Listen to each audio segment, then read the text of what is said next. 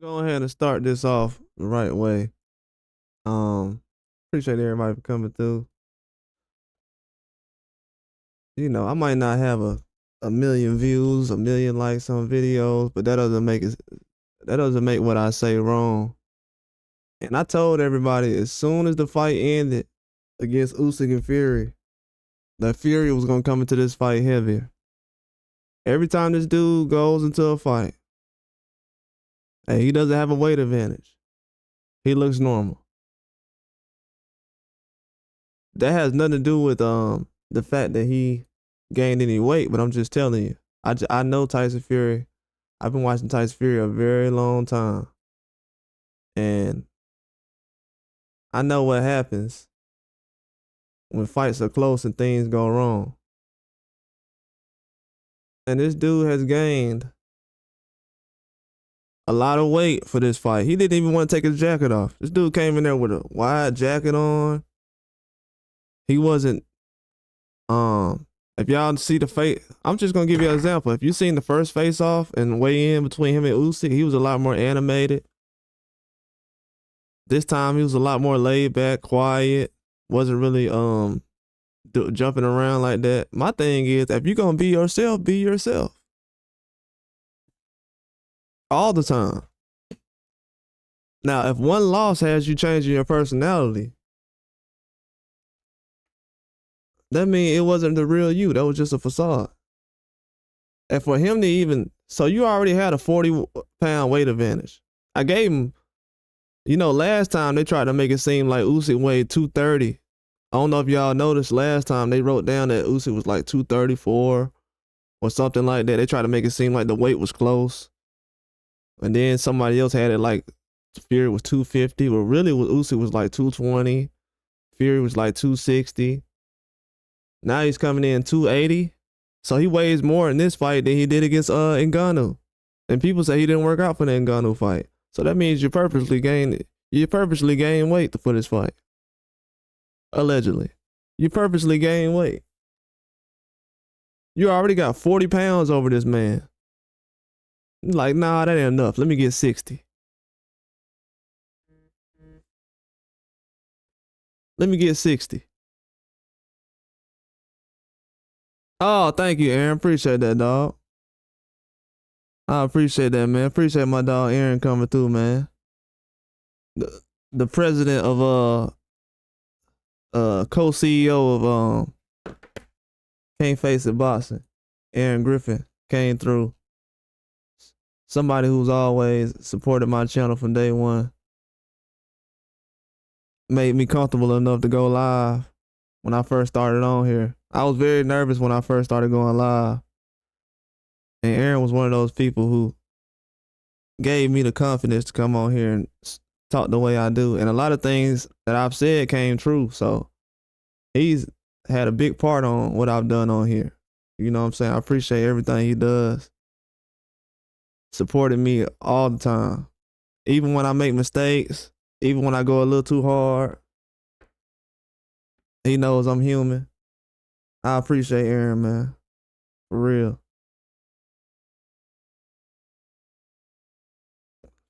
I definitely appreciate Aaron for all he does. I hope you're doing good out there, bro. You know I got love for you, man. Always. Always. I've even heard boxers, say the same thing. They say the same thing Aaron says as far as what's going on, man. You know what I'm saying? But I told people as soon as the fight ended with Usyk and Fury, I said he did no leaning, which was a disadvantage for him. He tried to grab Usyk. Usyk threw him across the ring. That's something that Usyk seen on the Ngannou side of things. But to come in 20 more pounds when you already had a 40-pound weight advantage, that's disgusting, man. I don't want this guy to win. I'll be honest with y'all. I don't want the guy to win. I'm gonna be honest with y'all. I do not want this guy to win. I do not want, for the sake of boxing, I don't want this man to win. I don't. Usyk is everything that's great about boxing. I mean, there's no reason Anybody should hate the man. No reason at all. If you don't like USYK, I mean, I don't understand it.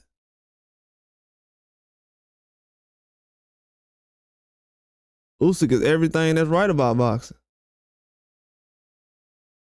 The man does everything right. Comes in, doesn't complain about the weight, does things the right way. I mean, it's a reason why this guy's at the top.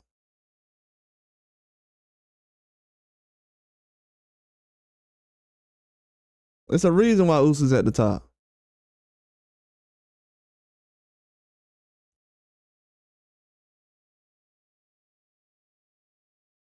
And people gonna figure that out real soon. It's a reason why certain fighters are at the top, man. And Usyk is one of them. Appreciate that, bro. You already know I got love for you, dog. From day one. I remember the day you came on in live stream. This was like, shoot, I remember when you first came on here, bro. Appreciate that, bro.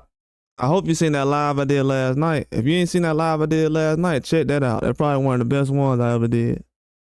A whole bunch of secrets on that live last night. Appreciate that, bro. You already know. Yeah, you one of the realest too, dog. I hope your family, you and your family, your wife, everybody doing good. Your kids, everybody. I hope y'all have a good Christmas. Happy Friday, holidays, your mom, parents, everybody.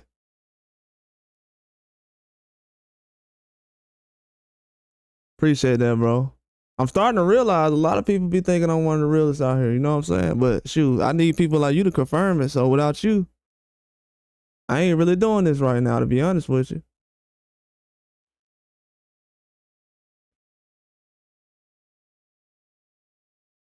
Yeah, to be real, without you, I wouldn't even be doing this right now.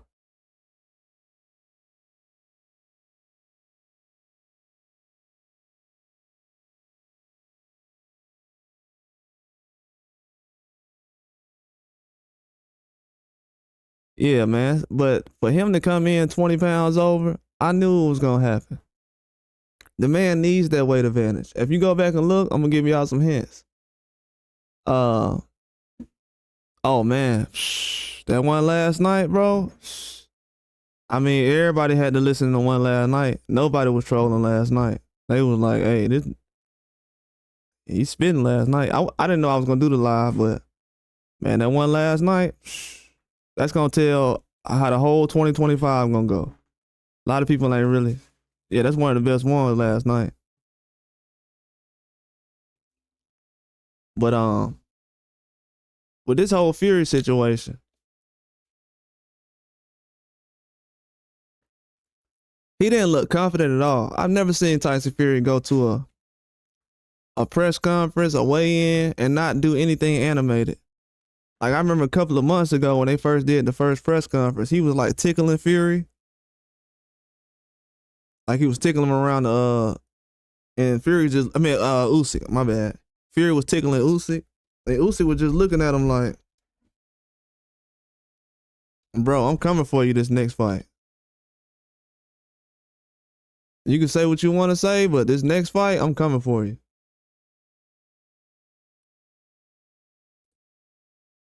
And you got to remember, Usyk had wore the Hitman outfit. And it sounds like the guy who sparred Usyk before, not Usyk, Fury. The guy who sparred Fury before the last fight, it sounded like he didn't even want to admit it, but he's like, yeah, this picture right here. Notice he ain't do none of this today. I know it's his first loss, but bro, people got to realize Tyson Fury was in an undisputed fight last fight. Why are we acting like Tyson Fury wasn't in an undisputed fight the last fight he came out there? We're trying to make it seem like Tyson Fury was in just a regular fight. This time he's going to be serious. You mean this man wasn't serious the last time?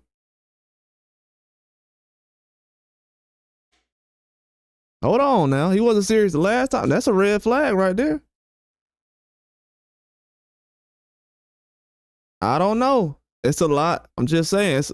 It's a lot of weight you got to put on somebody just to say, hey, this time he gonna be serious. I'm gonna go down the list of things Tyson Fury has blamed. He's blamed his dad. Well, they blamed his father for being in the corner. I've heard people this week talking about, well, his dad's not in the corner. Then I've heard Tyson Fury tell the people at the zone, hey, could you be less biased this time on the commentary? Less biased? Why are you worrying about what somebody gonna be saying on television? That's another thing that's weird. He said, yeah, I ain't been around my kids or my wife in 3 months. I'm like, okay. Usyk just missed the birth of his child. Y'all gotta realize, Usyk has a child right now. Usyk couldn't see his child be born. I think his child was born the same month as him. But you laugh, Alan. Alan, you must be laughing at the picture. Alan, you laughing at the picture. You know what's funny? I seen this picture and I ain't seen Ninja Turtles since I was a kid. And I always try to figure out what this dude's name was on Ninja Turtles. And I realized, hey, that look like Tyson Fury. But Usyk missed the birth of his child. And he takes things like that very seriously. So, as much as Fury is looking at it like, oh, well, you know, it's a rematch. Usyk probably won the first fight. He probably going to be a little more laid back in this fight. No, he's not. No, he missed the birth of his child. And somebody has to pay for that. It wasn't me that made him miss the birth of his child, so I'm not worried. I'm all right.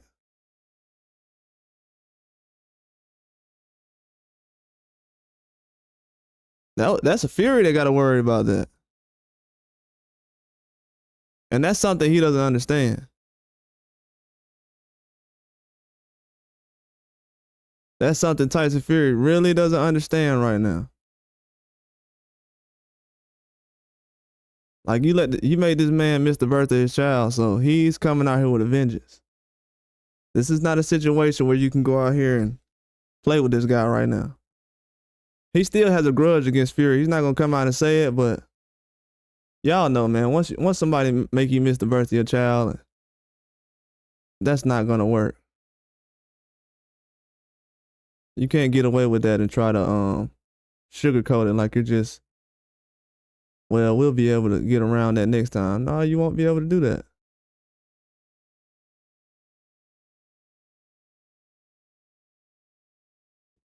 So I think Fury is in a tough situation right now.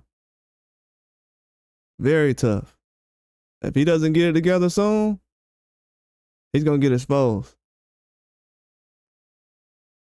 And I think in this situation, he might get exposed, man. Just to be honest with you. They favoring him in this fight, and they want him to win, obviously. I'm hearing people say right now, let me tell you what the disgusting news, and I've already said this months ago, so a lot of people knows this. I heard disgusting news last night.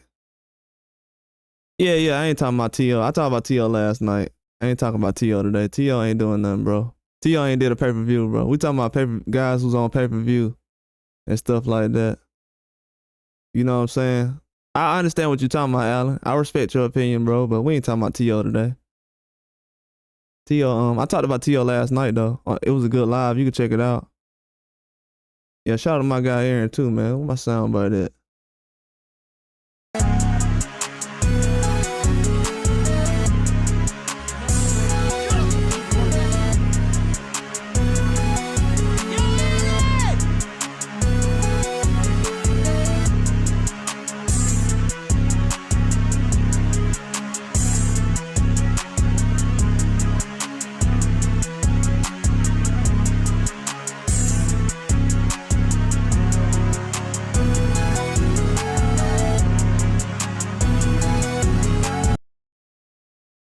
Yeah, that's good. But Tyson Fury, man, he definitely has come into a situation where he looks like a slob right now. He's basically gonna go into the fight looking like this. Dude didn't even want to come in there with a t-shirt on. He's wearing a jacket in Saudi Arabia. Like, it's not really cold over there right now, so he's wearing a jacket and fully clothed. He doesn't want anybody to see the shape of his body. Like, the dude's, I don't understand. Yeah, he's acting real insecure right now. His confidence is at an all-time low. This dude's confidence is shot right now. He doesn't have any confidence right now at all.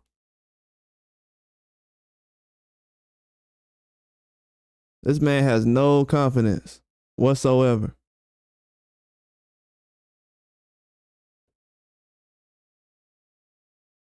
Oh yeah, I made that, man. I'll be making those. Yeah, I appreciate that, man. I'll be making those. I'm about to start selling some soon. Yeah, I'll be making those. Yeah, I'll be making those, man. Yeah, appreciate that, bro. I'll be making those, Aaron. Appreciate that. Yeah, I just started making those like 2 or 3 years ago. Yeah, I make those. And what's crazy, I just picked a random one. I got like thousands of them I never did nothing with.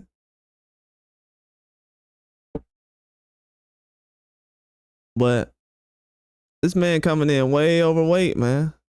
It's like what he's doing right now is obvious. And then they come out today and say, well, he's going to fight Joshua. Joshua's still in line to fight Fury no matter what. I knew that already, of course. You know what? Just go ahead and do that. Don't make it seem like everybody else got to do certain things to earn a fight. And then Fury, you know, he's in line for a Joshua fight no matter what. And Joshua's in line for a Fury fight no matter what. Could have did that with Wilder. That's my whole thing about it. Like, don't make it seem like Wilder got to jump through hoops. So he got to earn a fight and everything else. And then these guys are coming off losses, fighting each other.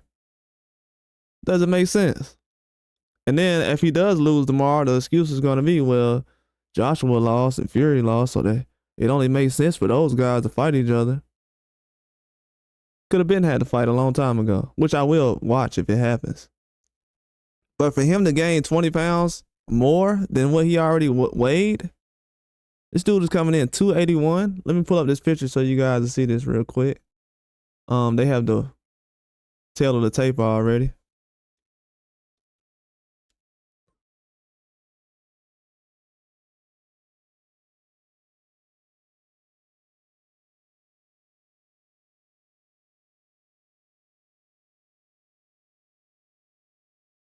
Yeah, some good news coming out.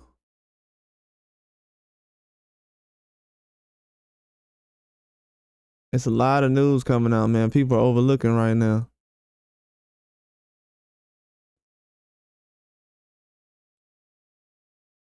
Oh, okay, bet. That's a good idea. I think sometimes it messes with my microphone, but I'm gonna try it.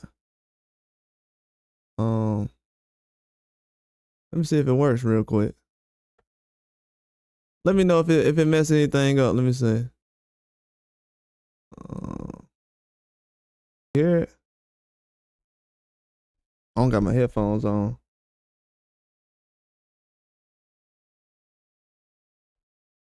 I wonder if y'all can hear it. Is it interfering with anything?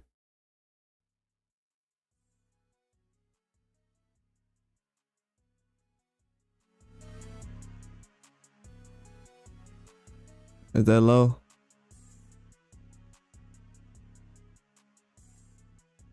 Yeah, you right about that. Appreciate that. Is it echoing or what? Is that good?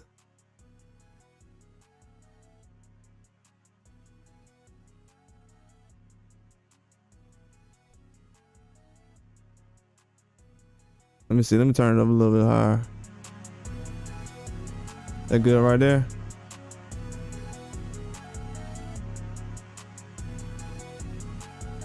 All right, cool. Bet. I'm just put that on repeat. Yeah, appreciate that, Aaron. I'm gonna start doing that. Good idea, bro. Make sure. Let me know if it's too loud or anything.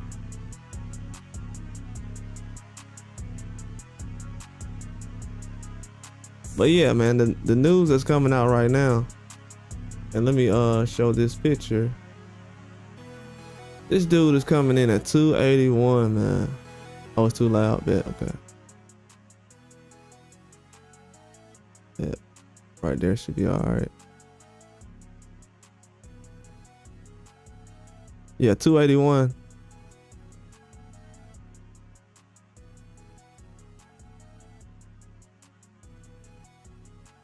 All right, hopefully that's good. Yeah, 281 is wild, man. 281? Like, what advantage is this man trying to have over this guy? Usyk's already a smaller man. He's already 6'3". He makes Usyk look like a midget. And a lot of people are putting pressure on Usyk saying, hey, man, he's going to get a knockout. Or I think Usyk's going to knock out Fury. Usyk's only had like one knockout in the last, what, 4 or 5 years? That man ain't going to get no knockout unless it's set up the right way. Even with the last time when he hurt Fury, Fury's a guy, if he can get up and wild the right hand, man, it's gonna be hard for him to get knocked out. But what I will say is, Usyk could have threw a lot more left hooks and straight lefts. When he busted that nose open, like the 8th or 9th round, that's when it caused a lot of trouble.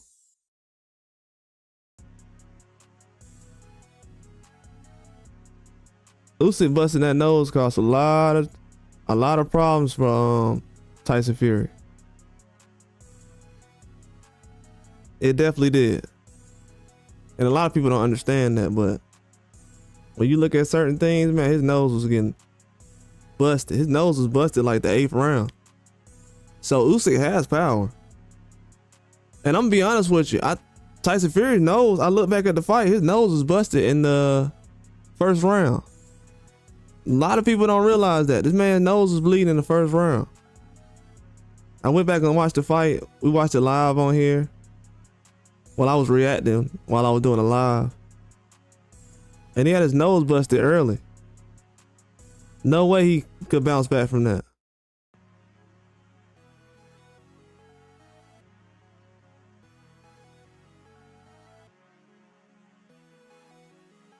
He was boxing well, but he still was having issues with that left hook.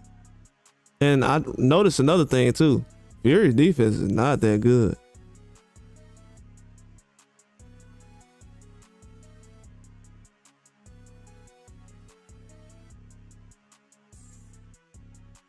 It's not that good at all. I thought really he was a little more aggressive. He did get a little more aggressive towards the middle rounds, but Usyk was walking him down the whole fight. And that's not a good look for a guy like that. It really not.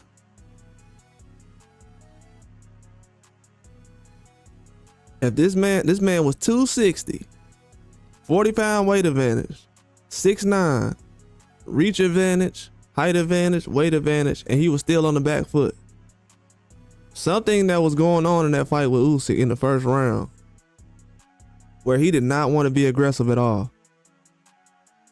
He didn't. He was landing, didn't go to the body a lot. When he started going to the body, that's when Usyk started getting a little more aggressive. And he started getting hands put all on him.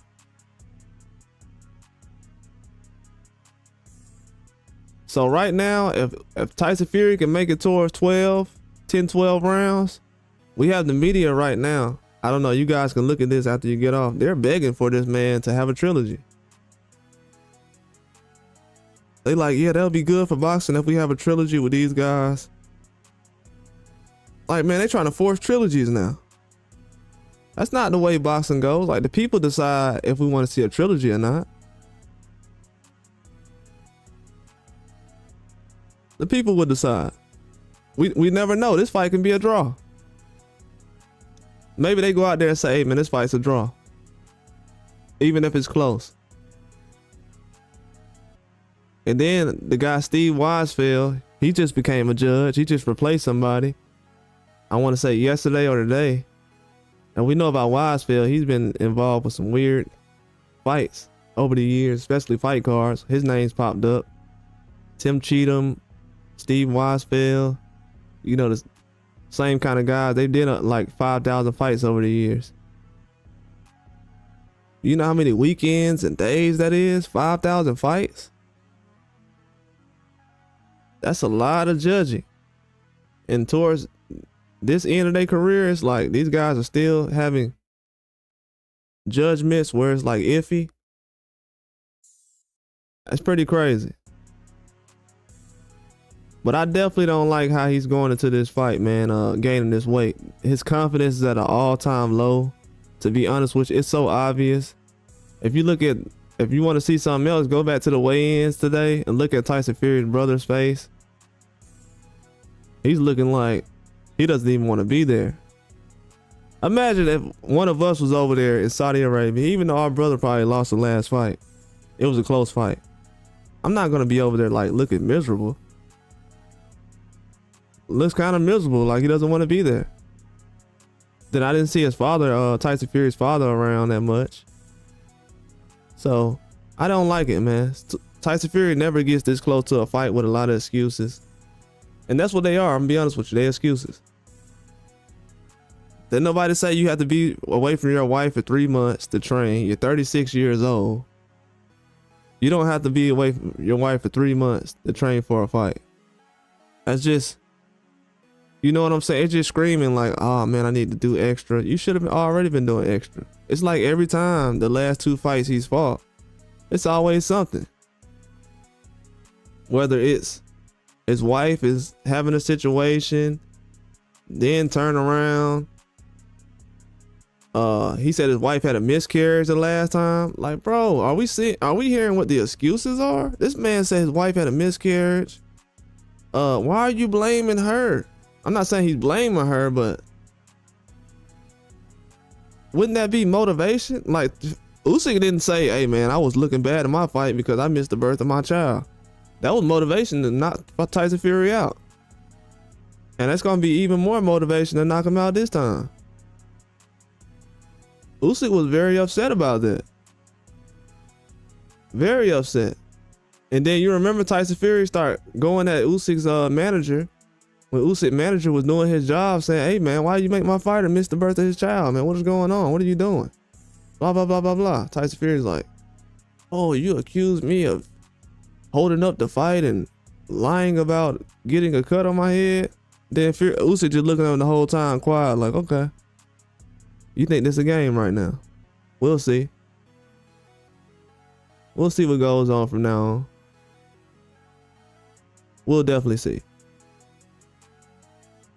And as we can see now, the confidence for Tyson Fury is not there. He's not dancing around. The dude didn't want to shadow box. Do y'all know he did an open workout yesterday? We've seen this man box hundreds, well, you know, not hundreds of times, but we've seen him throw hundreds of punches over the years. This dude didn't even want to shadow box at an open workout yesterday. He's getting paid $80 million for this fight. And he didn't want to throw a punch at the open workout? This dude's being a drama queen right now.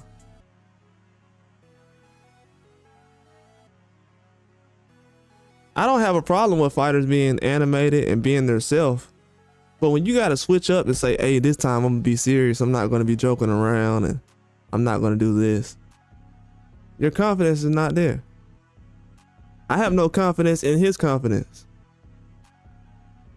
The only person that's acting the same from last time is Alexander Usyk. Tyson Fury is struggling right now. And he has all the support from the media and the fans.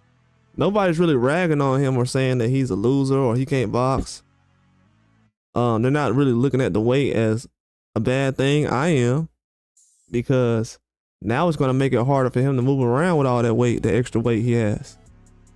He's going to be looking to lean and push on Usyk, but it's not going to work.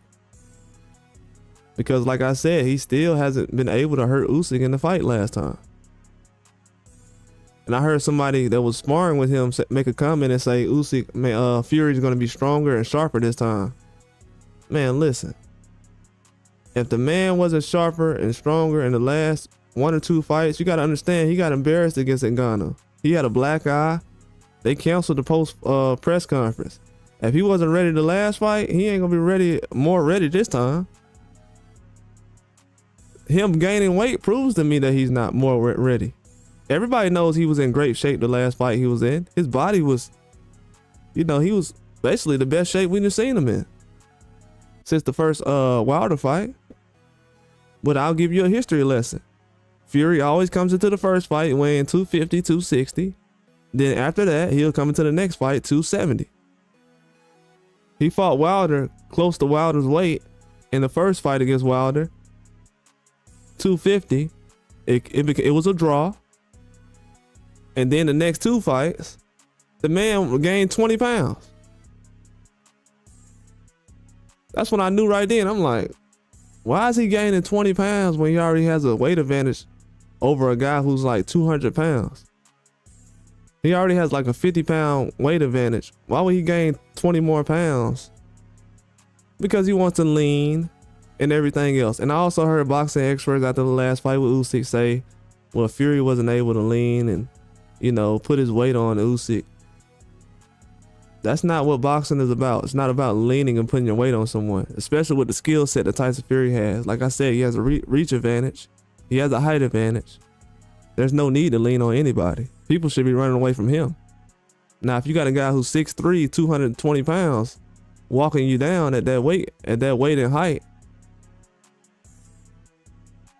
that's not good. That'll just show the skills that everyone was talking about. And I think his skills have been kind of overrated as far as things. He's impressive for a big guy who can dance around and box like that. But when you seen him get in the ring with Ngannou, who weighed the same amount of weight as he had, Tyson Fury had never fought a guy who weighed 270 pounds before in his career. All the guys that he fought was 260 and everything else. That was probably the closest, and that was like Chisora or somebody. He never fought a guy who was like 270, around the same weight as him, and when he did, he had trouble.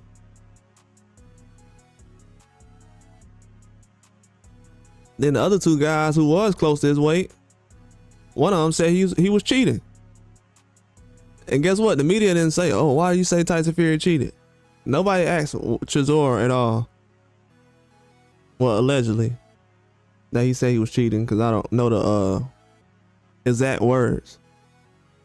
But it was something like that. So the man accused him of cheating, and we know the history of what he's brought to the ring. We know from the gloves, the man's failed a drug test before. He's had different situations happen in the past. He's coming into this fight gaining weight. It's just obvious at this point. I can already know what he's going to do before he does it. That's not a good thing either. If I know what he's going to do, I know Usyk knows.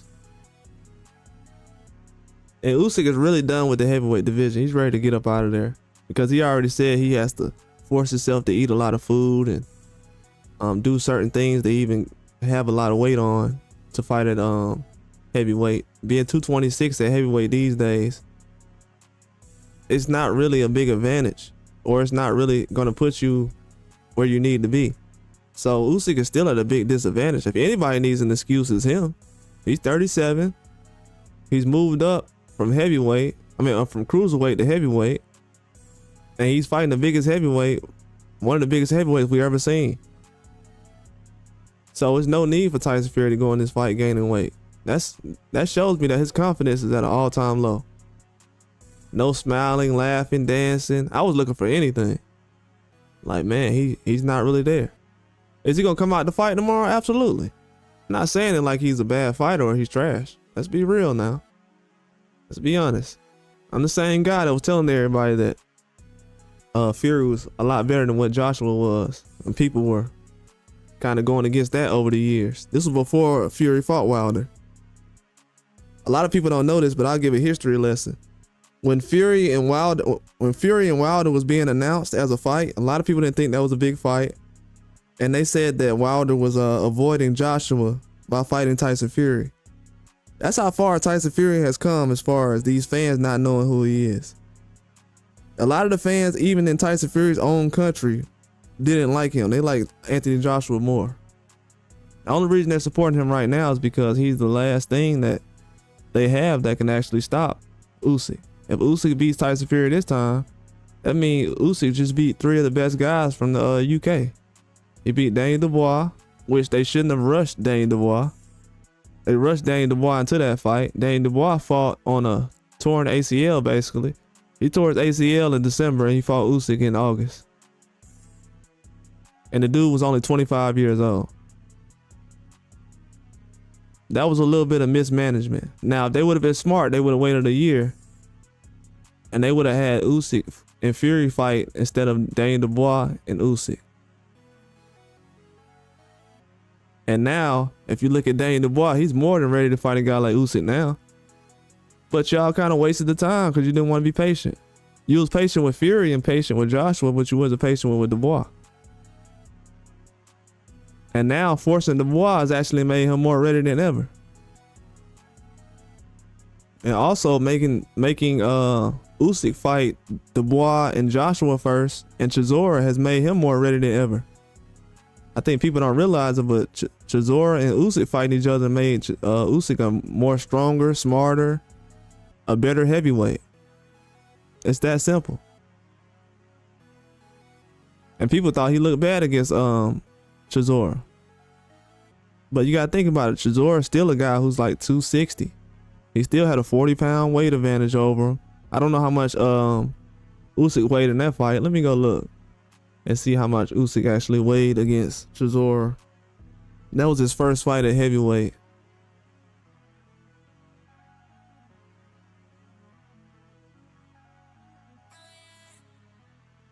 And it also shows you that the cruiserweight division is just as strong as the heavyweight division. This man is he's dominating the heavyweight division like it's cruiserweights. So I think when people talk about the talent at heavyweight, it's a little overrated, man. A lot of it's weight. See, Usyk was only 217 against Derek Chisora. He only weighed 217 pounds. Oh, my bad. The first fight he had was against Chaz Witherspoon, a fighter out of Philadelphia. Chaz Witherspoon, American heavyweight out of Philadelphia. That was his last knockout, I want to say. No, his last knockout was Daniel Dubois. I'm talking about before that. Yeah, that was his last knockout in 2018 since the Dubois knockout. And then Chisora, the next fight, he was 217. Yeah, so he moved the right way. And people don't understand that, man. When you're doing certain things like that, it's a huge advantage.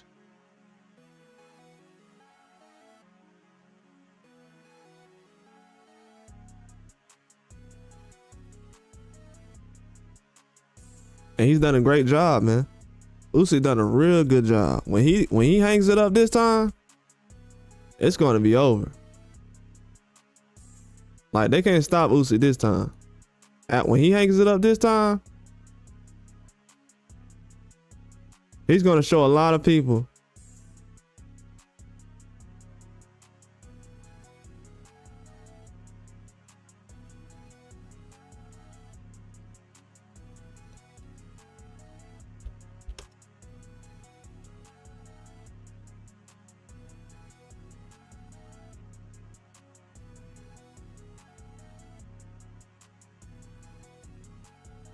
yeah, it's gonna be a lot of people. Oh yeah, people was talking about Tyson Fury. He has to pay $36 million in taxes for this fight. Man, that's a lot of money. $36 million. So he needs to be motivated. He has a lot riding on this. This could be his last major payday. He already has a lot of hands in the pot. I think Bob Arum and Frank Warren is still co-promoting him together. So he has a lot riding on this right now. He has a lot of people relying on him to finish the job. He has a lot of people invested in him. And people got to understand, a lot of people going to look back and they're going to say, man, Deontay Wilder did a lot for this division in heavyweights. He's not going to get the credit now, but he's done a lot for that division. He's done a lot for that division over time. He really has. That man has put in a lot of work. A lot of people didn't want to get in the ring with Tyson Fury, and he's the smallest heavyweight we have. And that man was able to go in there and put things together.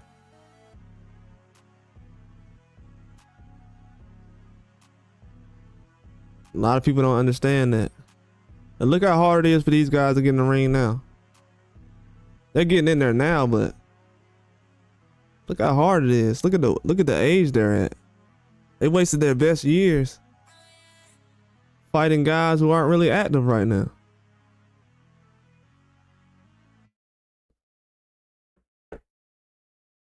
But for this man to gain that kind of weight and feel like that he's doing more than everyone else and he's facing tough competition without an advantage, and for the fans to feel like, well, he's the best available guy. No, it's not. No, it's not. It's not.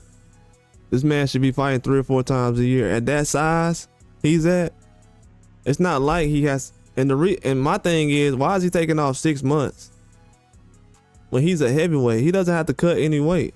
He's gaining weight. He's the only person in boxing right now that's gaining weight to get prepared for a fight. Think about that.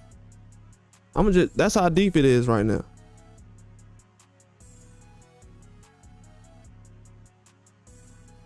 He is the only person right now in boxing that's gaining weight to have an advantage.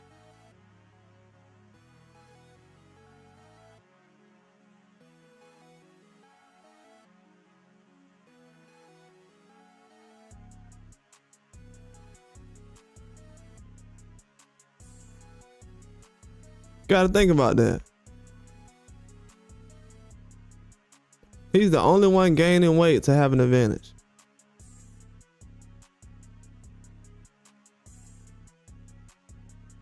And that's not really something you should be trying to do.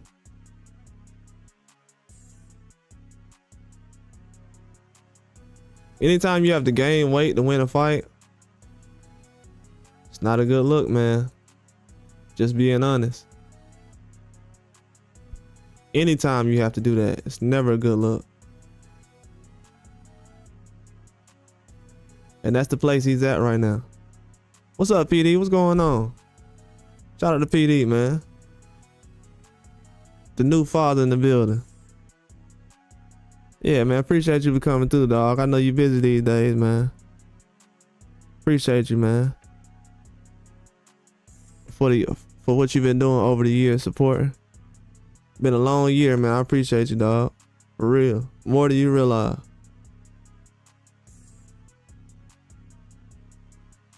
Yeah, man. I hope everything going well for you, man. Oh, all right. That what's up. That what's up. That what's up, man. Appreciate that, man. But yeah, we was hey, yeah. Shout out to PD, man.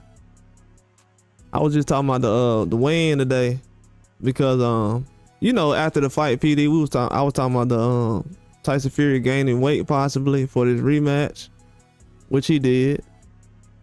And I was talking about the things like the excuses he had leading up to the fight. Like, I forgot recently he said that he had a miscarriage. His wife had a miscarriage or whatever. And not to say that won't bother you or anything, but I was saying, man, you can't really, you know, that's kind of like indirectly blaming your wife almost. You know what I'm saying? Not blaming her, but you know, your mind will be messed up after a while. But which I didn't use that as a bad excuse. Like I didn't look at him like, oh, why would you do that? But the recent things he been doing, like they was talking about his dad being in the corner too much. I rewatched the fight 2 days ago. His dad wasn't talking a lot in the corner. That was a bad excuse to use. His dad was not speaking a lot. Sugar Hill was talking the whole time. And I don't know if everybody realized that Sugar Hill been having a bad 14, 15 months? Since that Ngannou fight, Sugar Hill's been doing a bad job. I seen him in a couple of other guys' corners. I forgot the other fighters he trains over here in America, but he been having a bad 15 months. This man got to prove that he's a good trainer. Tomorrow, I think the pressure is on him more than anything. His adjustments, the way he did with Jared Anderson, I felt like Jared Anderson did a better job when he was doing what he wanted to do instead of what Sugar Hill was asking him to do. Sugar Hill was talking like he wanted Jared Anderson to walk towards Bacoli. That was a mistake. Yeah, we was talking about that earlier. What's up, Green Knight? Yeah, I was talking about that just now. Fury, The first time Fury fought a guy his size was in Ngannou. Chisora was close, but you know Chisora is older and everything else. But the first time he fought a guy the same size as him in weight was in Ngannou.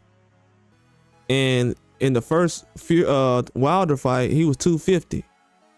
In the first Usyk fight, he was 250. So I knew I could have bet everything. I knew he was gonna come into this fight with an extra 20 pounds at least. You know, he's the only fighter in boxing that can gain 20 pounds. Everyone else has to cut weight, worry about what they eat, everything else. He has no excuses going into this fight. This man has everything laid out for him. He's gaining 20 pounds. He was 260 the last fight. Now he's 281. And another thing was he was on his back foot a lot the last fight. He was scared to go to the body. Every time he threw that right hook to the body, Usyk would come over with that left hook. And then I'm gonna tell y'all another thing too. Usyk busted his nose in the first round. I didn't really notice that the first time I was watching the fight. Usyk busted his nose the first round. He hurt him and everything. The first round he hurt him. The very first round he hurt him and busted his nose. So that's when I knew then. I'm like, oh, Usyk was doing a lot more damage in the first round. I'm gonna be honest with you. I thought that maybe my mind had went somewhere else, but I thought that Usyk lost the first round. But Usyk hurt him in the first round. He won that first round. But I think Fury had won like 4 or 5 rounds in a row. I think it was from round 3.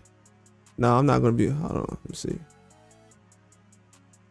I know he lost the 8th round and the 9th round. So everything, like, I want to say from the 3rd to 4th round on, Fury was dominated. I want to say from like round 3, 4, 5, 6, 7 is what I had Fury winning, because Fury started doing a lot more as far as his counter punching.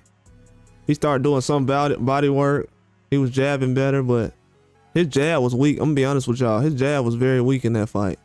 It was almost like he was scared to throw the jab. He was trying to throw the 1-2. His 1-2 was weak. His punch selection was better against Ngannou. If we go back and look at that Ngannou fight, he was going to the body a lot more against Ngannou after he got dropped. I don't know if Fury has to get dropped to fight better. It seems like that, because against Ngannou, he didn't really go to the body and everything. He was throwing that sweeping right hook to the body against Ngannou. And I was looking for that against Usyk, but he didn't want to go across the stomach or anything like that. And we know that Usyk is weak to the body. He was scared to do it. And Usyk was walking him down the whole entire fight. And you got to think about it. A lot of fans didn't score their aggression. You know, a lot of people said, well, people scored their aggression for Beterbiev because Beterbiev was going forward and being aggressive. That's why people were scoring it. That's not true, because Usyk was moving forward the whole time. He was more aggressive than Beterbiev was as far as the whole entire fight. And people didn't give Usyk those rounds just because he was coming forward. And to be honest with you, if you look at the work that Usyk was putting together, you could have gave Usyk a lot of those early rounds. You know what I'm saying? You could have. But Fury definitely took those rounds. But what I noticed was Usyk did not throw the left hook that much. He threw the left hook the first round, busted his nose. He stayed away from the left hook. He only threw it when he needed to counter. When Fury was dropping that right hand. When Fury was dropping that right hand going to the body, that's when he started to struggle. But the fact that Fury was scared to go to the body against Usyk, that's a red flag. The fact that he tried to lean on him one time and Usyk tossed him off of him, and then Fury didn't try to lean on him no more. He was on the back foot heavy. That was a red flag. The stamina wasn't a problem. So it was more so his strategy more than anything. He was really afraid to try certain things in the ring against Usyk. Usyk wasn't really afraid to try anything. And I'm gonna tell you another thing too. That left hand, man, I keep going back to it. Usyk was letting that left hand go after he hurt Fury in the 8th round. 8th round, he threw I want to say it was either a right hook or a left hook, and he hurt Fury. I was like, whoa. And then the 9th round is when he almost KO'd him. So I don't think we've seen the best of Usyk yet. especially against Fury. And if Fury, and the one time Fury did try to throw a combination that 8th round, if y'all go back and look, he said Usyk team better check them gloves. Yeah, they do. They better check them. I don't care if Turkey USYK there or not. They better check them gloves. They better check them gloves. But I think that between me and y'all, though, I'm gonna say this though. I don't think Turkey USYK is Tyson Fury is on Turkey USYK good side. Because you know that was like one of the first really big events that Turkey USYK was doing. Even though he did the Day of Reckoning, that was a big event he had for the Usyk and Fury fight. And for Tyson Fury to come on after that fight and say, yeah, man, I think Usyk won the fight because of the war. If y'all go back and look, as soon as he said that, Turkey USYK went on his Instagram and posted a picture of Tyson Fury getting punched in the face. And he usually doesn't do that after a fight. He didn't go after the Bitterbeef and Bivol fight. Turkey USYK didn't go up there and post a picture of Bivol getting punched in the face. And that fight went 12 rounds too. But it was something that Tyson Fury was doing after that fight that made Turkey USYK angry. Cause you gotta think about it. He already had looked bad against Ngannou, and Turkey USYK, if he wanted to be biased, he could have gave that fight to Ngannou. So Turkey USYK looking at it like, I already helped you out against Ngannou. Then I come back in this fight, you talking about we didn't set up the fight to where Usyk only won because of the war? That's a spin in the face. That's almost like what Teofimo did to Bob Arum recently. And you see what Bob Arum trying to do. He's trying to feed Teofimo to these guys. These guys don't like to be talked to like that, especially after you got $100 million or 50. Then he's getting paid $80 million in this fight. He said he might rob Turkey in this fight. Yeah, it might happen. If it go 12 rounds, I would say Usyk. I mean, not Usyk, Fury. If it goes 12 rounds, I'm saying Fury. Usyk need to get him up out of there. If Usyk don't knock this guy out, bro, if you see what the media is saying today, they saying that Bob Arum said no matter if Tyson Fury wins or loses, they still gonna try to make the Anthony Joshua fight.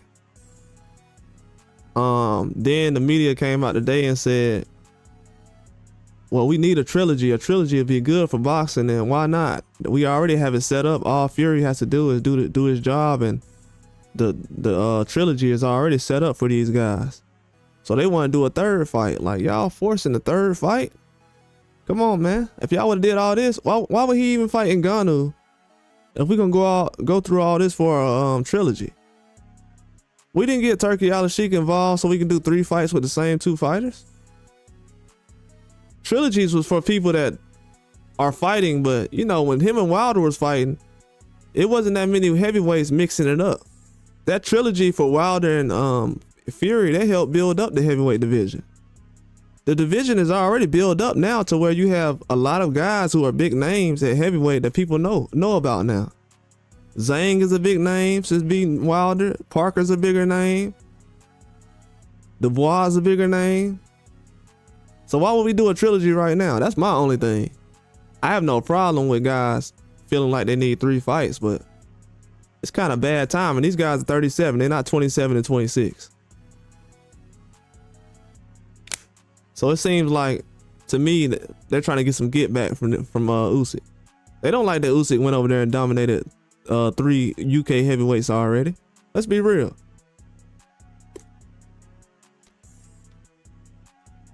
He said, man, these Usyk fans are really deluded. Some of them scored the first 4 rounds all for Usyk. Yeah, they tripping. They tripping. Yeah, a lot of people can't score fights though. They can't score a fight. It was a hard fight to score. I mean, sometimes I get wild. I can't score every fight perfect, you know. Sometimes I look back at a fight and, you know, I may be wrong. But it's worse than that though, to be honest with you. A lot of people think Fury lost. I think won. I think that's worse than anything. But realist, I'm gonna be honest with you. A lot of people still ain't talked about how Usyk had Fury first. He had him hurt in the first round. If you go back and look at the first round over and over and over and over and over, he busted Tyson Fury's nose in the first round. The first round, he busted his nose. That's something a lot of people are not realizing. Usyk hurt Tyson Fury in the first round, the 8th round, and the 9th round. In the 8th round, Tyson Fury literally closed his eyes, put both his hands up, turned his head, and didn't even know what Usyk was. The man, he got hurt like 3 times in that fight. That's something a lot of people don't realize. They're trying to make it seem like the first fight was like, well, it was just so close. Nah, it wasn't just so close.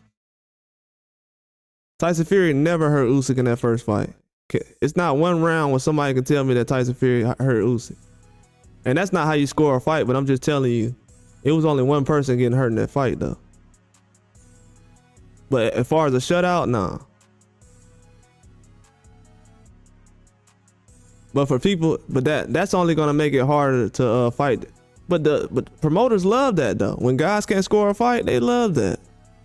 They love that. Promoters aren't trying to sit up here and make sure that fans can score a fight. That's why they have the commentary the way they do in fights. They love that. They love it. I'm telling you, all I have to do is look at what happened against the Crawford and Majumdar fight. The Bitterbiv and Bivol fight. They love when guys can't score a fight. They love when the fans can't do that. And most fans, they just repeat what the commentary says on the boxing thing. Like one guy was telling me, man, you biased against Boots, man. You was saying everything good that Boots was doing. What you mean everything good that Boots was doing? What are you talking about? Brother, you ain't hear me earlier this year when I was saying that Karen was putting hands on Boots in the first fight?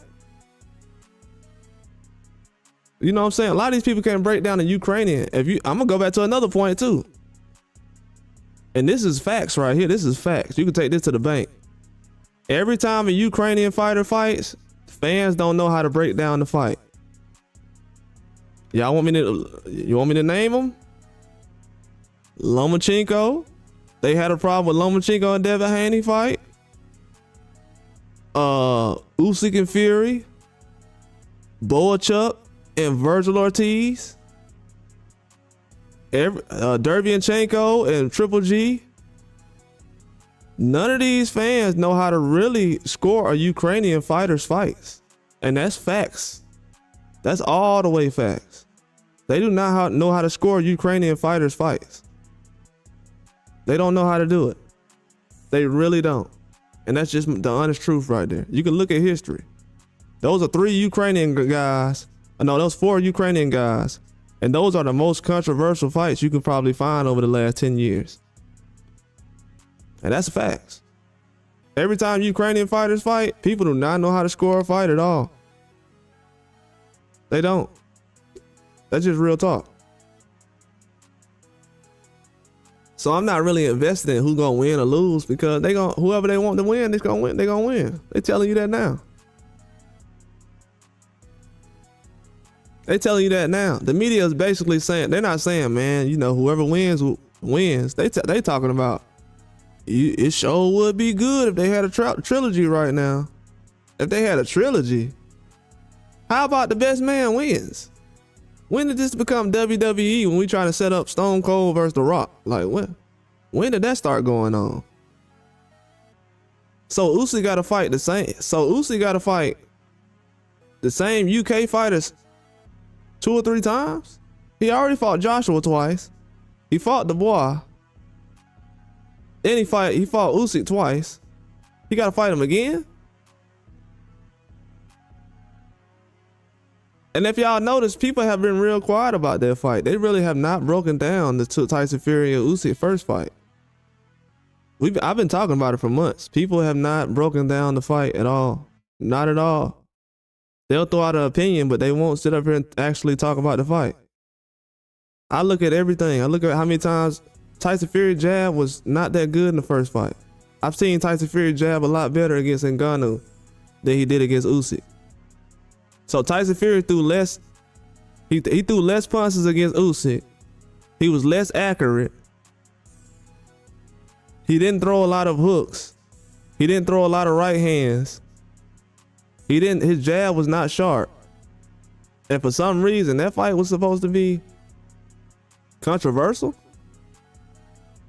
I don't understand that. Even the promoters know this. Like, they basically telling you, hey man, it's a money grab. We could have had somebody else fight this guy. We could have went straight to Dubois. But like I was saying earlier, if they were smart, they would have waited until Dubois was 27 instead of trying to throw him in the ring with USYK at 25, coming off a torn ACL. I remember going into that fight, I'm like, this dude got a torn ACL. And they finna have, he tore his ACL in December. And then in August, 8 months later, they got him in the ring with USYK, one of the best cruiserweight heavyweights of this era. That doesn't make any sense. Yeah. That's what I'm saying, Green Knight. That Daniel Dubois USYK 2 was a way better fight than they don't like Daniel Dubois though. They don't want Daniel Dubois though. Daniel Dubois ain't one of the chosen ones, so they don't want Daniel Dubois to be known as the greatest of UK fighter right now. If Daniel Dubois is the greatest UK fighter right now and he actually goes out there and beat USYK, that only devalues what what Fury and Anthony Joshua did this era. So if he goes out there and beat USYK, he gonna be the man for the next 10 years. That'll be good for the UK and everything else, but it's not gonna be a good look on history when you look back at Joshua and Fury. Then the next question gonna be, man, why Fury and Joshua didn't fight Dubois earlier then, instead of just not fighting them at all? They from the same place. But they don't want Daniel Dubois to be one of the chosen ones right now. You gotta think about it. Daniel Dubois had to go through a lot just to get in position for the Anthony Joshua fight. Look at all the guys that Daniel Dubois, they brag about his resume right now, but think about if he would have lost. If Daniel Dubois would have lost to Big Baby Miller, they would have said, oh, he was a quitter anyways. They called a man a quitter. I seen Anthony Joshua go out there and he had his hands on the ropes after Andrew Ruiz knocked him out. And basically, I ain't gonna say he quit, but he wasn't enthusiastic about going back out there for another round. But he didn't get labeled a quitter. So they was already ready to jump on Daniel Dubois no matter what. You gotta think about it. Daniel Dubois got more flack for getting stopped by USYK than Tyson Fury got flack for getting dropped by Ngannou. I mean, sometimes you hear the truth in silence. Sometimes silence is more telling than actually hearing somebody talk. When you see people quiet about things and they don't really mention it, that's when you see, okay, I know what side y'all on.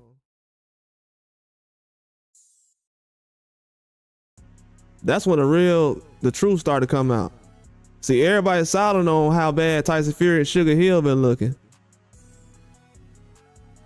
They quiet about all the excuses Tyson Fury has had up until this point. This man has blamed his dad. He blamed miscarriage his wife had. He's blamed, he gained 20 pounds after having a 40-pound weight advantage. He's the only fighter in boxing that has a 40-pound weight advantage on fighters. He's not fighting heavyweights the same size as him. When he finally does, he gets dropped. Everybody was talking about how good his skills were. Now you're not hearing about how good his boxing skills are right now because he's in front of a guy who's just as skilled as he is, who actually has skills. Could Tyson Fury go in there and fight a guy 40 pounds heavier than him and be successful? Probably not. Most likely not. History and science shows not. So he's always at an advantage. So why would he get the benefit of the doubt when it comes to the judges or the scoring? This man has already had benefit of the doubts. When it comes to his fighting style, I heard people talking about Rafael Espinoza was using elbows against, I don't know if y'all seen it, Rafael Espinoza was hitting Robeisy Ramirez with elbows. Well, Tyson Fury does that. Absolutely. He's a dirty fighter as well. He wasn't able to be dirty and grab on USYK because USYK wasn't with that. He was strong enough to where he's like, nah, you ain't finna be holding on to me or leaning on me in this fight. I guarantee tomorrow Tyson Fury gonna try to lean on him. He's gonna try to put that weight on him. He's gonna try to take his legs away. If he can take Usyk's legs away, that's when he's gonna be able to stop Usyk or be able to dominate him. But as far as just using his skills and his hands and he had 12 rounds. He was in the ring with this man for 30 minutes, and he showed nothing spectacular. Then the one time he did try to throw a combination against Usyk, he got popped in the nose. That was the 8th round. Go look at the 8th round when he threw that combination. They'll show you the replay at the end of the 8th round. Go back to the 8th round and look at when Fury throws a 3 or 4 punch combination. He was scared the whole fight to put together a 4 or 5 punch combination. Then when he finally does it, Usyk punches him in the face. He closes his eyes. He doesn't know where he's at. Then he's like, oh my God. Then he goes and tries to retreat and get back to the jab, which he wasn't throwing that much. I'm just being real. I picked Fury to win that fight, but I learned a lot that I didn't know already. And it confirmed a lot of other things too.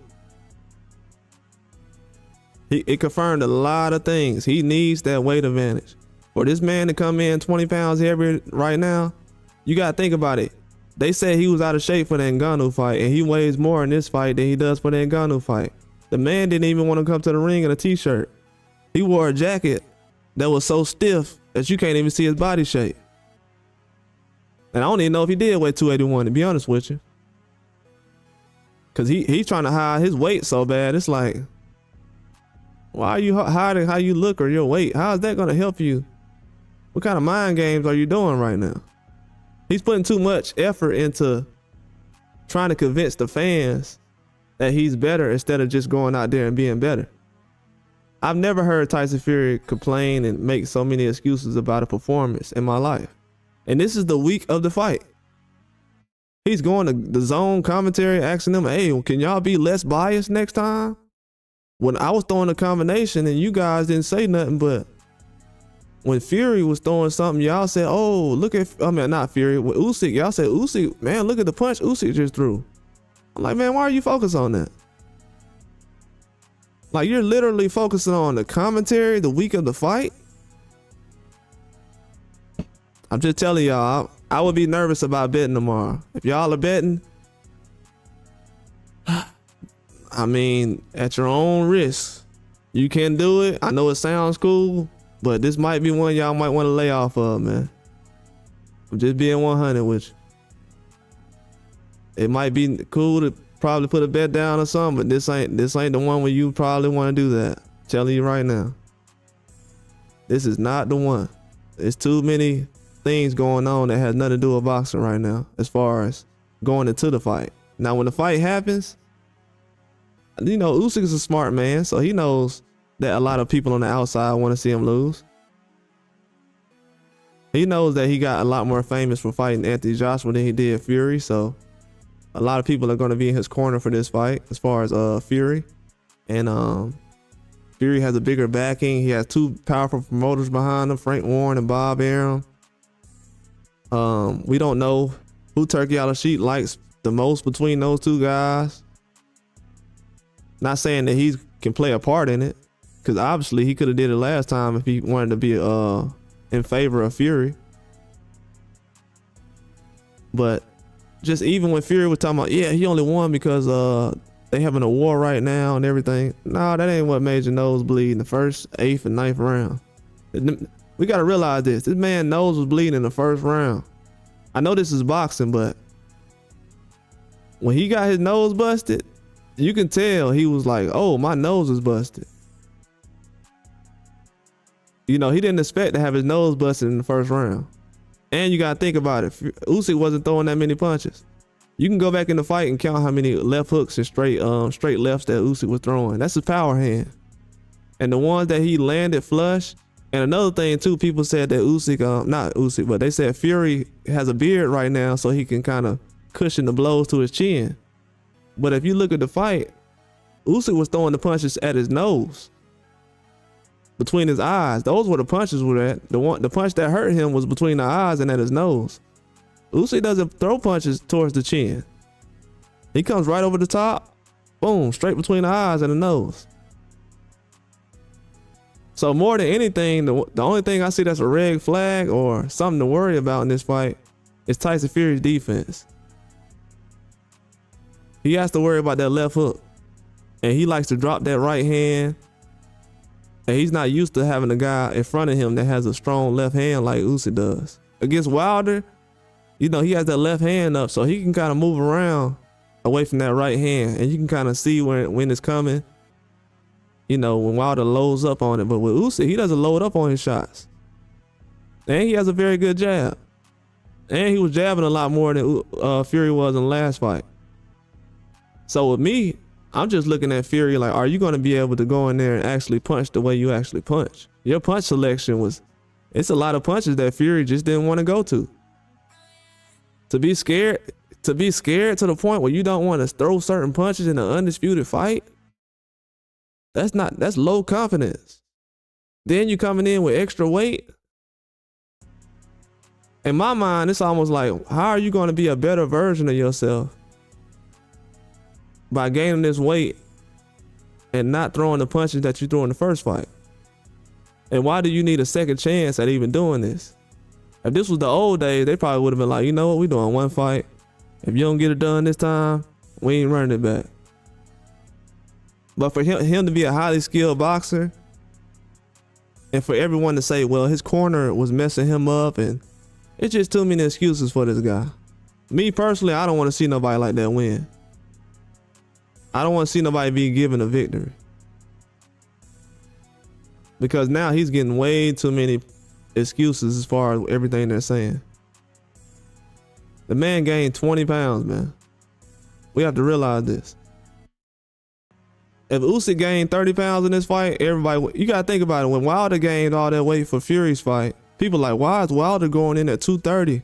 I don't think that weight helped him because Tyson Fury's coming in 280.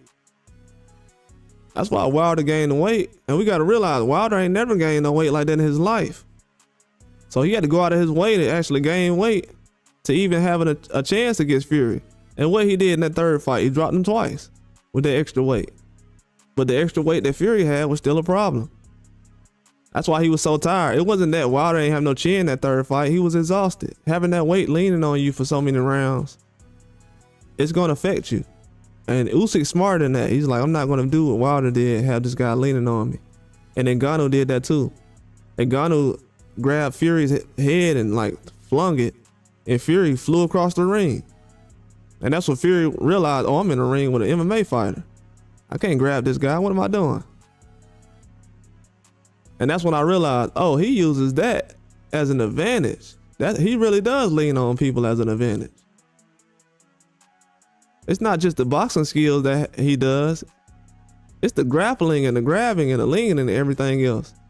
Then we got a couple of UK experts that box or used to box that said, yeah, Fury just wasn't leaning and clinching enough in the fight.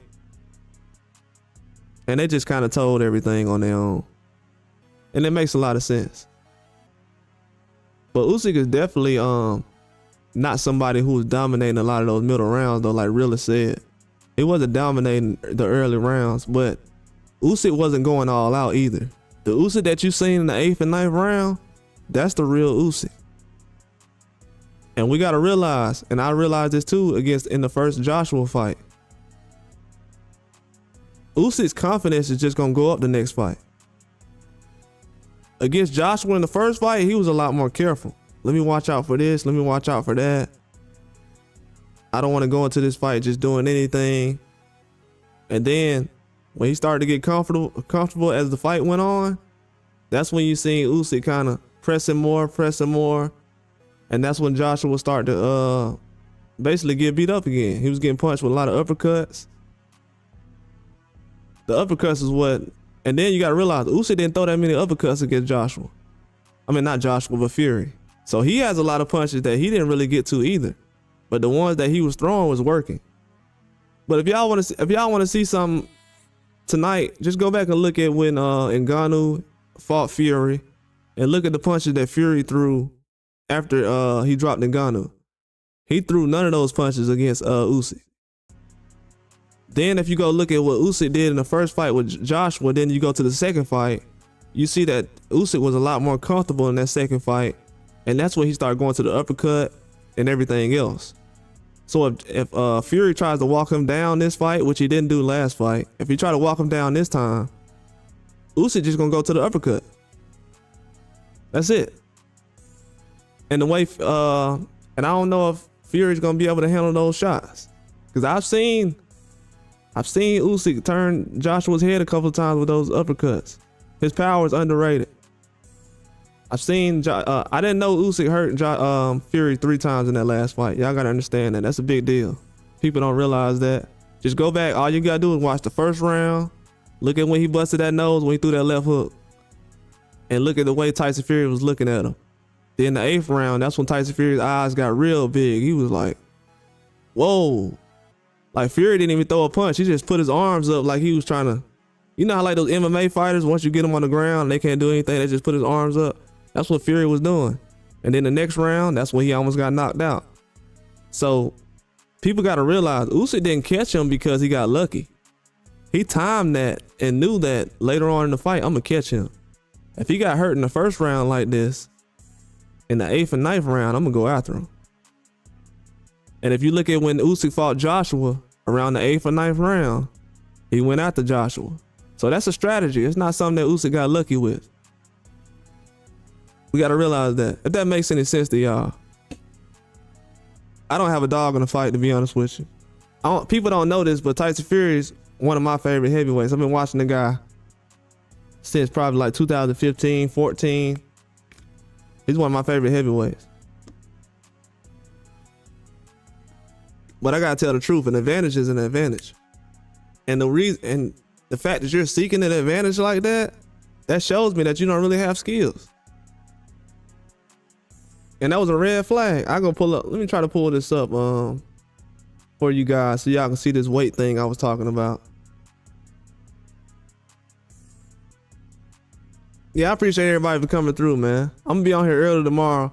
For anybody who doesn't know, the fight card tomorrow is expected to start at 11 a.m. Eastern. That should be around 5, I think, UK time.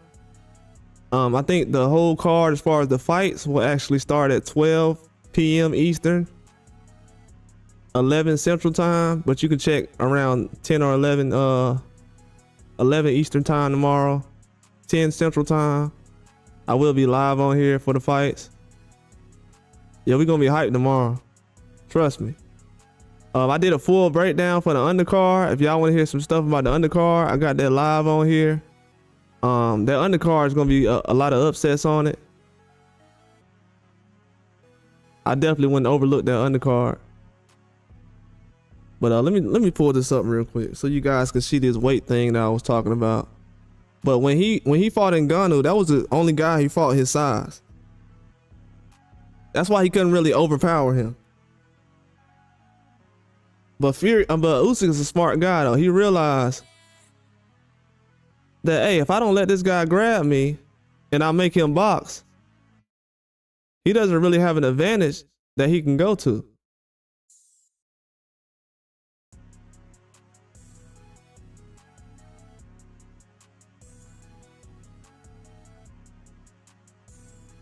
But yeah, I agree with Green Knight, man. I'd rather see Dubois fight Usyk. I mean, yeah, Dubois fight Usyk. But you know, they don't want that to happen, man. They trying to put these guys in position. Okay, we go right here.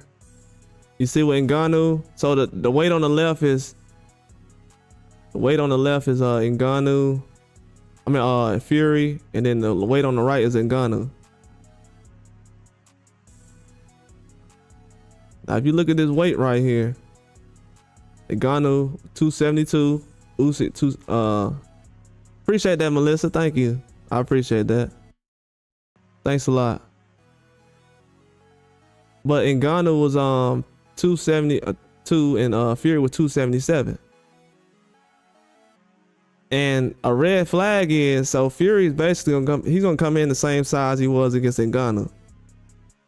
His stamina's gonna be good, the power's gonna be there.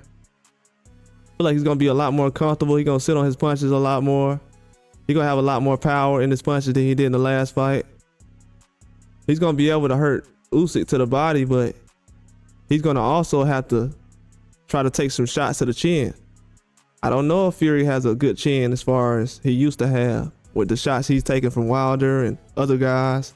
He's fought some powerful heavyweights that caught him before. But if you look at this weight, and we go back to this Wilder fight, where's the first Wilder fight? The first Wilder fight, he was 256. Okay, so Fury, this shows right here that Fury was comfortable around being around 250. You know, he had some trouble with his weight and substance abuse. So the 270, that was showing up a lot. But he's usually around 240, 250 in his career. So he's fought mostly around 250, 260 his career. If you look at it, started at 260, 253, 248, 250, 253. This is where he's comfortable at. And then you see as he gets closer to guys being the same size as him, that weight start to go up. See, he got this guy at 221.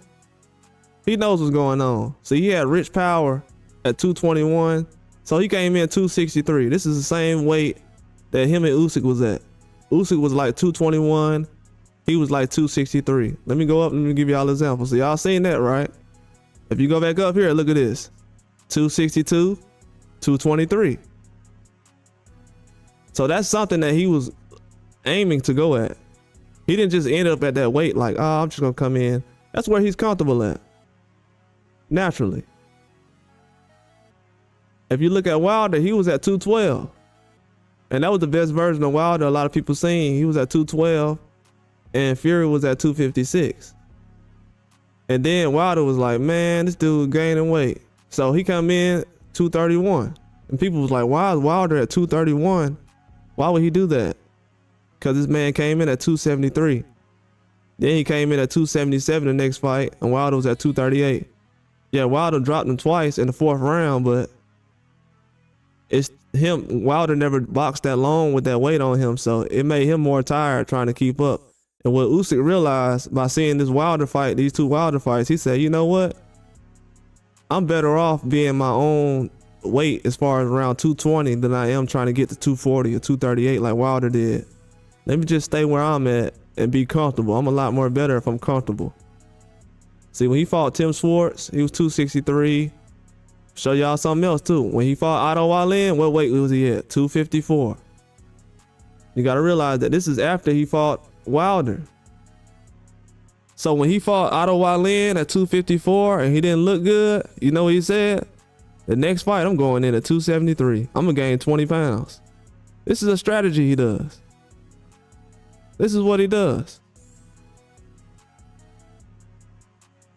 So the power gonna be there, but is he gonna be able to withstand what Usyk is doing? And I know Usyk is smart. He knows that he's gonna come in at the extra 20 pounds. And you know what Usyk did? I'm gonna just come in at 226. Let this guy come in at 281. That's the weight they're gonna be at tomorrow.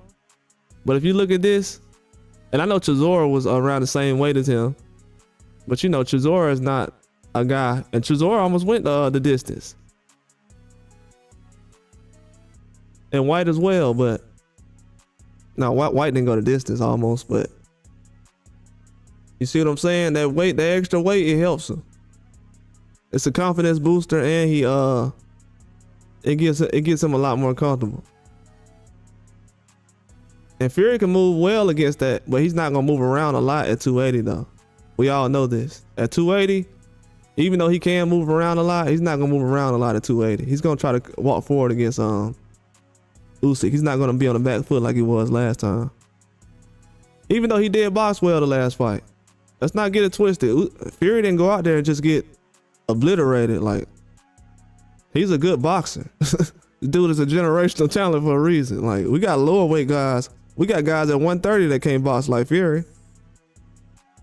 But he's putting too much emphasis on weight and everything else that don't have nothing to do with skills. This is the problem. Like, no other boxer can actually do this because they got to come in at a certain weight.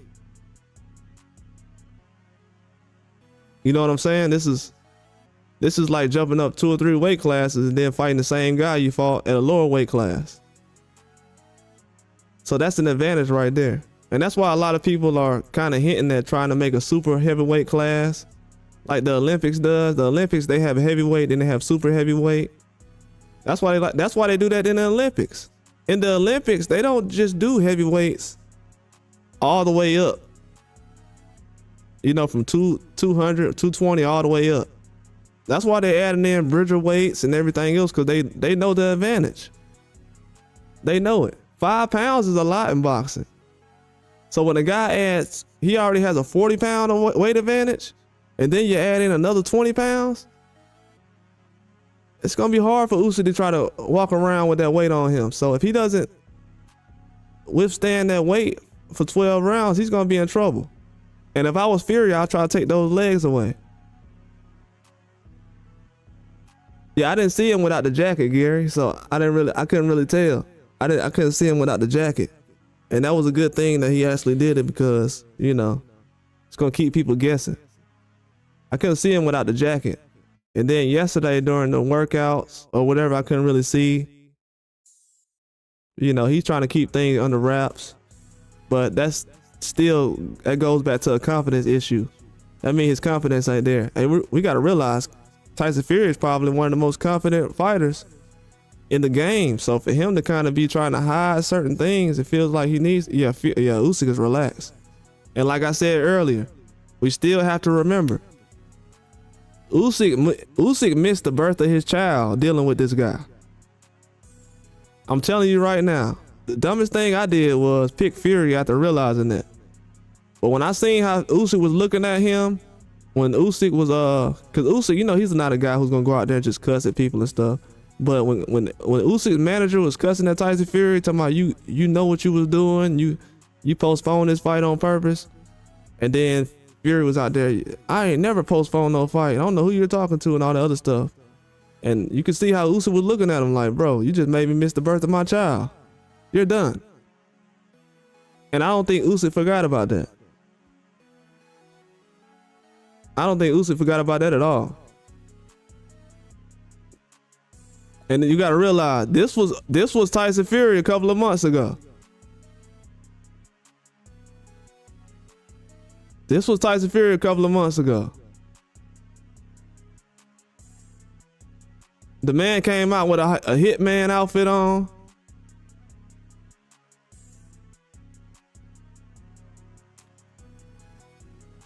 Usyk came out with a hitman outfit on, and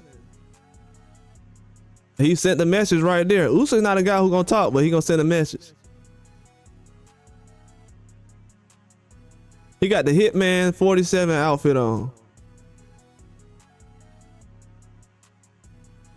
So you know what he's telling him? And if anybody knows, Hitman 47 is like a Russian video game character who basically takes people out. He's a hitman.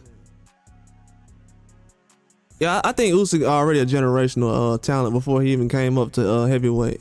What he's doing right now is just growing the sport. He's raising the standard. A lot of these guys will sit up here and act like they've done enough in the sport of boxing. All Usyk is doing is raising the standard and making everybody realize, you know, once if another cruiserweight comes up, if Usyk comes out here and dominate another cruiserweight guy like Jai Patel, I'll give that example right now. We have Jai Patel right now in cruiserweight. You know what everybody's asking him to do right now? Go to heavyweight. You know why? Because of Usyk. But Usyk wants to go back. Usyk wants to win this fight. He wants to go back down to cruiserweight. He wants to become undisputed at cruiserweight, and he wants to retire. So Usyk is literally like 2 or 3 fights away from being 3-time undisputed, and he's going to retire. So that's what he's looking at. He said it earlier this year. He let the plans out after he beat Fury. And then they start bringing up, oh, we want Usyk to fight Dubois again, or maybe this guy. Then Usyk said, well, we'll see. Yeah, the guy, he's something else, man, for real. He really is. If you look at the guys he's fought in the amateurs up until this point, The man could have retired a long time ago. People say, well, Lomachenko, you know, he's fought a lot and everything. Lomachenko ain't fought as much as Usyk has, and Usyk is the same age as him. No, not the competition Usyk's fought. Usyk has fought so many guys over the years. He got Sean Porter on his resume. This dude has fought so much. He got Sean Porter, Bitterbiv. This dude has been in the ring with everybody. Even if I didn't like Usyk, you can't deny that. I mean, you can like him or hate him, but this he's making boxing better. He's what you want a boxer to be. Nah, Usyk never does, man. He's a great guy. He really is. He's a great guy. But I'm telling you, he's still ticked off about not missing the birth of his child, though. He's very ticked off about that. And he got 110 million reasons why he should win this fight as well. Man is getting paid $110 million. This guy's a real deal. He is the real deal. And what impresses me about Usyk as well is he doesn't fight the same all the time. He switches it up. Sometimes he'll just stand in the middle of the ring against Fury. He came out being aggressive the last time. He wasn't that aggressive against Anthony Joshua. That's why a lot of people were shocked when Daniel Dubois did it. It was almost like Daniel Dubois did in his fight against Joshua, what Usyk did against Fury in the first fight. Came out very aggressive. But I'm just gonna drop some hints though. Go back and look at that first round, the 8th round, and that 9th round. The man hurt Tyson Fury 3 times. And somebody had said this recently. I don't know who said this. If you're hearing this right now, I got it from you. I just don't know who you was that said it. But they said the only person who actually got hurt in that last fight was it might have been a boxer who said this. But they said the only person who got hurt in the last fight was Tyson Fury. So the fact that Usyk knows he can hurt Tyson Fury is dangerous. Because you gotta remember, Usyk didn't really hurt Joshua that much in that first fight. Not the way he hurt Tyson Fury this last fight. And then the next fight, Joshua came out boxing a lot better, but he still got hurt a lot of times. Them uppercuts, when he was so aggressive, them uppercuts that Usyk was throwing, he didn't throw those in the first fight like he did in the second fight. And that's what's gonna cause a lot of issues. And I don't know, for some reason these guys don't look that. I guess Tyson Fury is bending down right here. I guess he looks a little shorter on this right here. But Usyk is very serious, man. That childbirth thing, I was like, now I'm starting to think about it now. Well, I was thinking about it back then after the fight. But I was like, yeah, that was a little serious. I don't think he's gonna forget about that. So basically what Usyk's doing tomorrow is he's gonna fight the guy who made him miss his child's birth. He's gonna have a rematch with that guy. We're gonna see how that goes. So I'm pretty sure he's going for the knockout. It's gonna be a very good fight though. I can't wait. It's gonna be a classic fight. I really do think it's gonna be a classic. I really do. Think it's gonna be fight of the year. I think Tyson Fury gonna be there to the end though.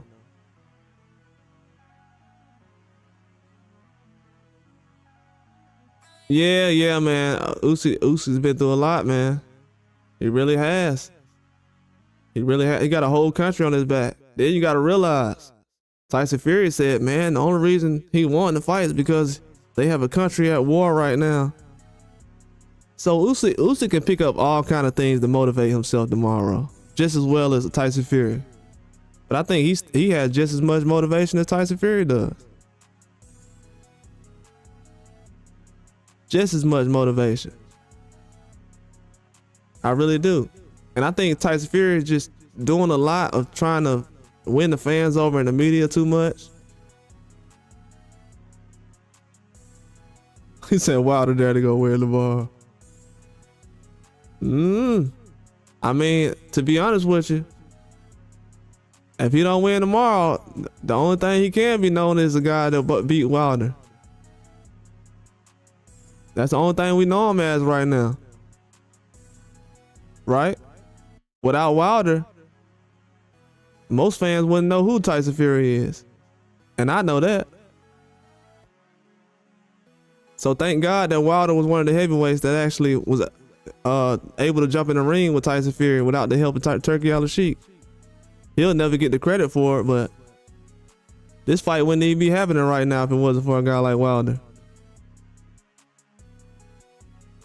You said Fury tried to do Wilder 2 tomorrow. He can't really do it just because he's not gonna be able to lean on this guy like that. You know what I'm saying? He just can't do it. He can't do it. If you know anything that Joseph Parker said recently, like if you go back to the fight Joseph Parker had with Wilder, all Joseph Parker tried to do with Wilder was like be chest to chest, lean on him, throw an overhand right and everything else. Be chest to chest, not try to give Wilder no distance on that right hand. And that was the whole strategy that Tyson Fury told him. That's the only strategy. But Wilder is not a guy who's been boxing as long as USYK has. Two different kind of fighters.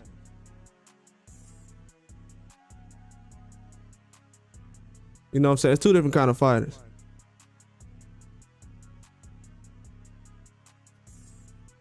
See, USYK don't need no distance on the right hand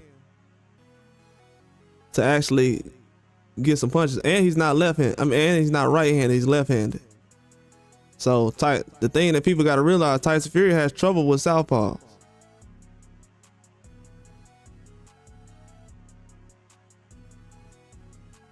That's something that a lot of people don't realize.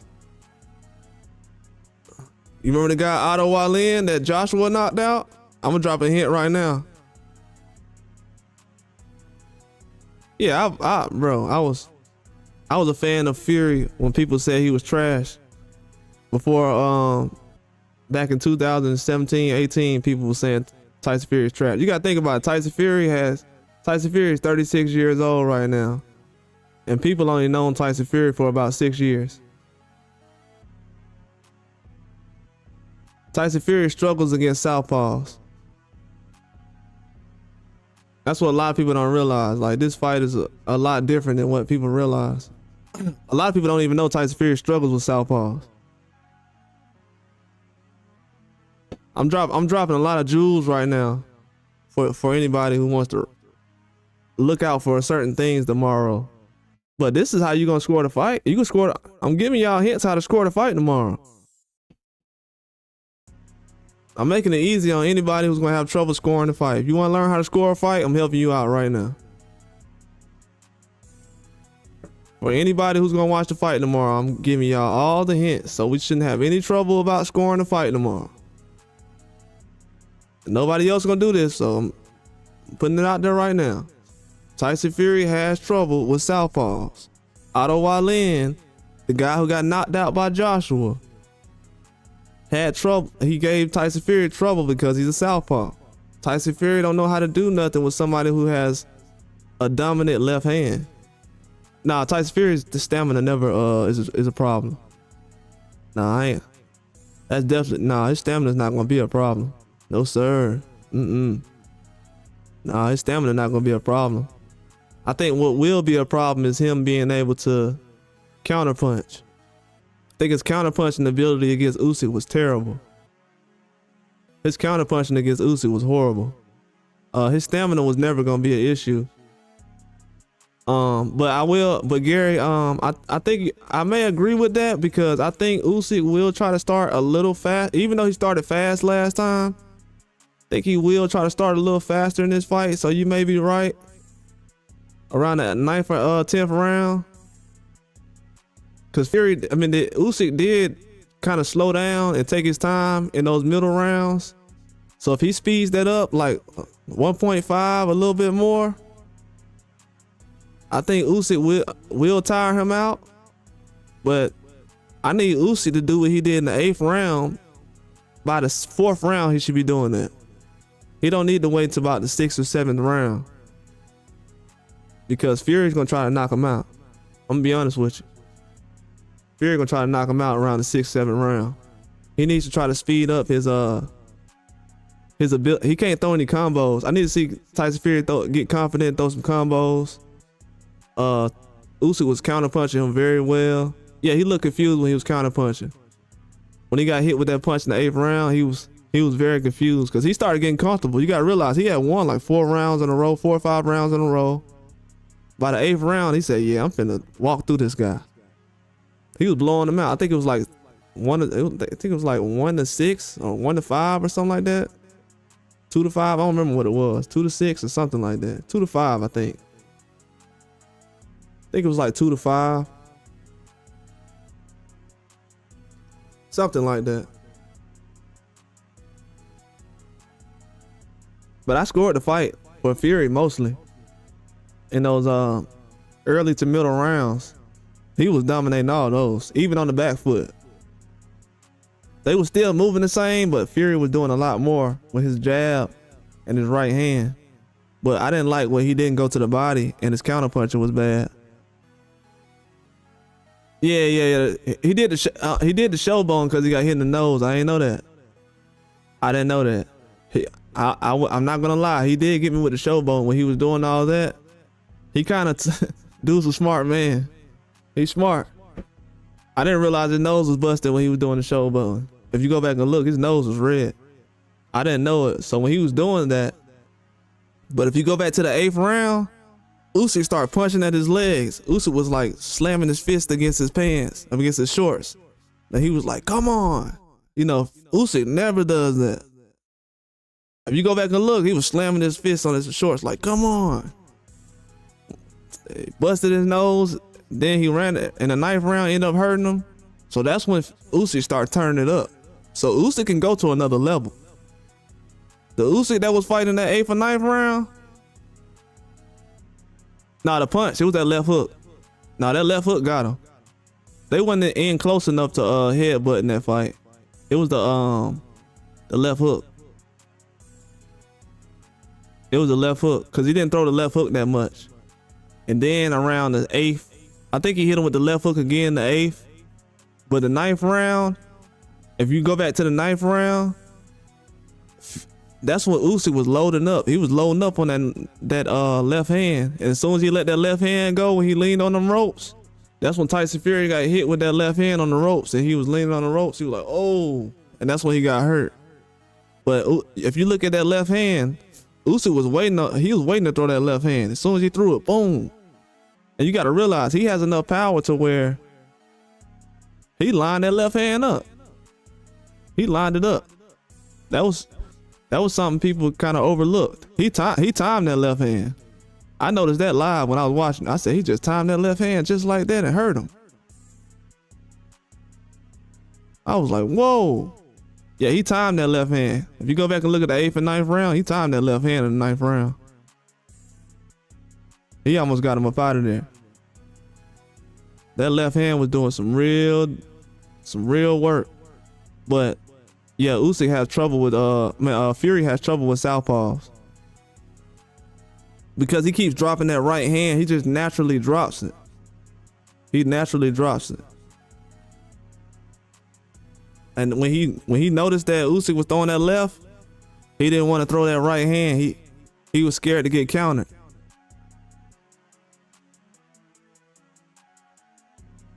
Yeah. Said Ramon Lewis. Boy, yeah, you're right. Hey, I need to watch that tonight too. That's a good fight. Glad you said that. Let me watch that. I'm gonna write that down. I'm gonna watch that tonight. I don't know, man. Maybe Fury comes back and does something like Lennox did against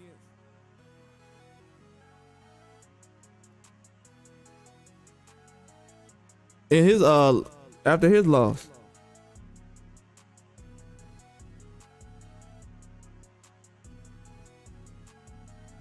Maybe he comes back and comes back like Lennox does. Lennox said that he felt like Fury was scared though.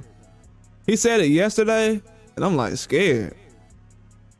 I'm like, I ain't see him scared. I don't know what he's talking about, man. He looks scared today. But if y'all go back and look at Tyson Fury's brother, I was like, man, this dude look like he's not confident in his brother right now.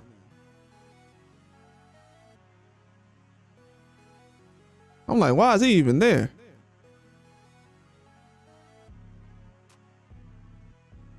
But yeah, his defense was better after that.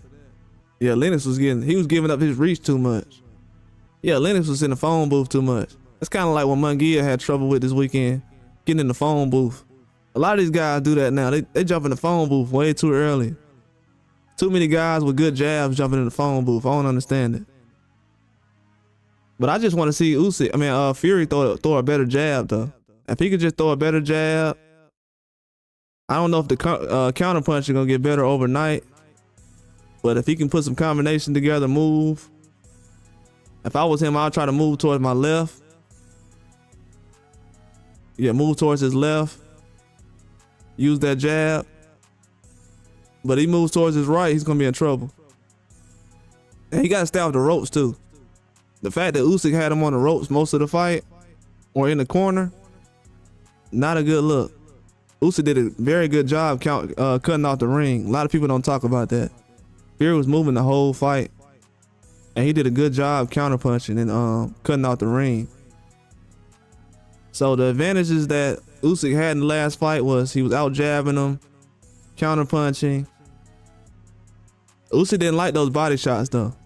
I'm not finna act like Usyk was just the greatest thing in the last fight. He didn't like those body shots. But Fury kept going away from the body shots though. But if you look at the fight, Usyk was basically dropping his hands all the way around his waist, like he was carrying a bag of groceries or something. Like Usyk did not want to get hit in the body. He was dropping his hands all around his body. So if he takes some body shots, it's gonna affect him. You know, a man that's big like Usyk, like Fury going to his body, it's gonna hurt him. I didn't like that Fury didn't go to the body. What's going on, Truth? Lenny said Rama and KO made him stop bigging himself up. Fury has to do the same. I do not want to see. No, he's not showboating tomorrow. No, sir. He's not showboating tomorrow. He's not gonna do it. No, sir. No, sir. I need to see what Fury had against Ngannou. I know Ngannou's not the same fighter as Usyk. I'm not saying that. But the punch selections that Fury had when he got dropped by Ngannou, that's the Fury I need to see tomorrow. I want to see them sweeping right hooks to the body. I want to see him with his jab. I want to see him 1-2ing very well. I want to see him throwing on the move. I need to see it. And I also want to see him throw some uppercuts. Use that reach advantage for a reason. Usyk's chin is in the air. You remember when he caught Usyk with that uppercut and people thought his jaw got broken? I need to see Fury go back to that. Move around, let Fury make Usyk open up and throw that uppercut. Throw as many as you can, to be honest with you. Yeah, if he come back and win by KO, it'll be the craziest thing to happen all year. If he wins by KO, man. If he wins by KO tomorrow, now you saying something now. Yeah, he did well in that fight last time. He was dominating. He was up like 2-5 or something like that. He was up like 2 to 5 rounds or something like that. He was dominating the fight. He was dominating. If he would have took one of those last few rounds, he would have had it would have been a draw.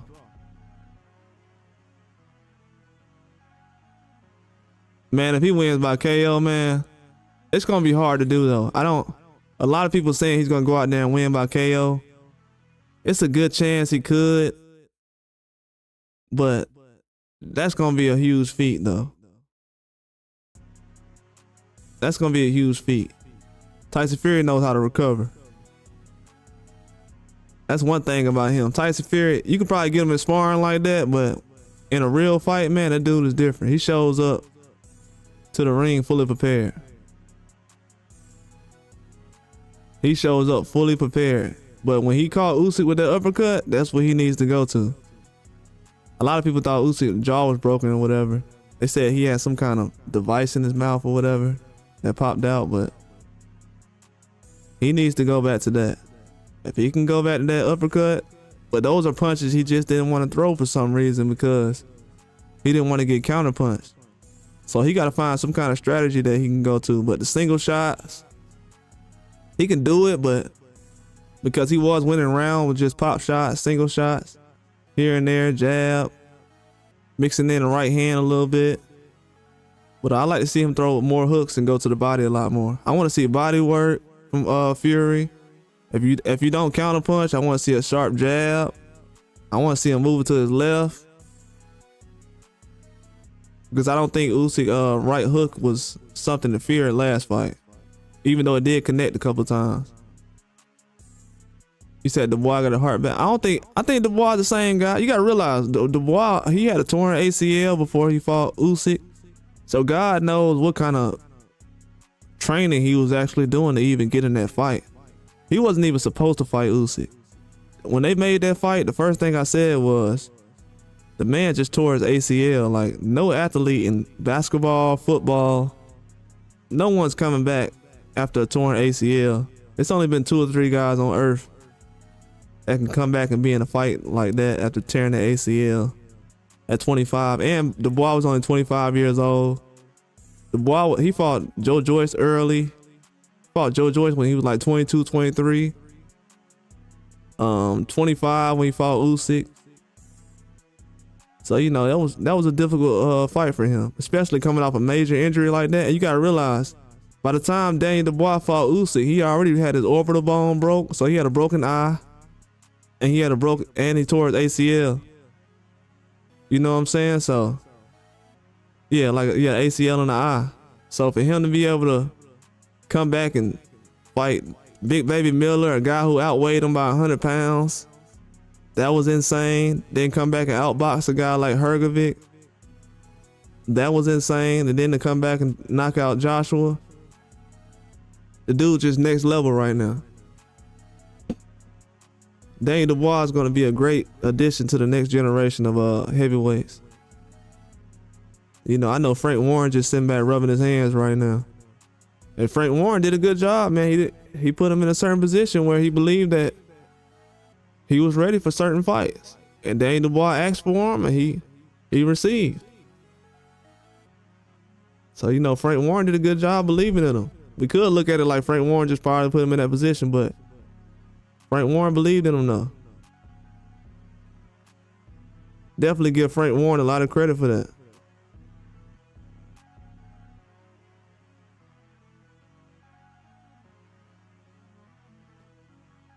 Yeah, Frank Warren did a good job in that managing Dubois.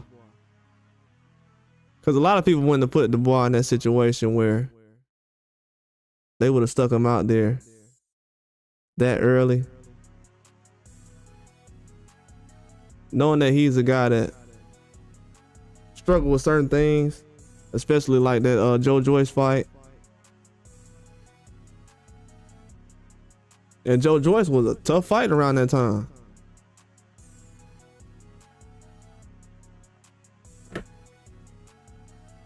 Joe Joyce was a very tough fight. I felt like that was a little too early in my eyes.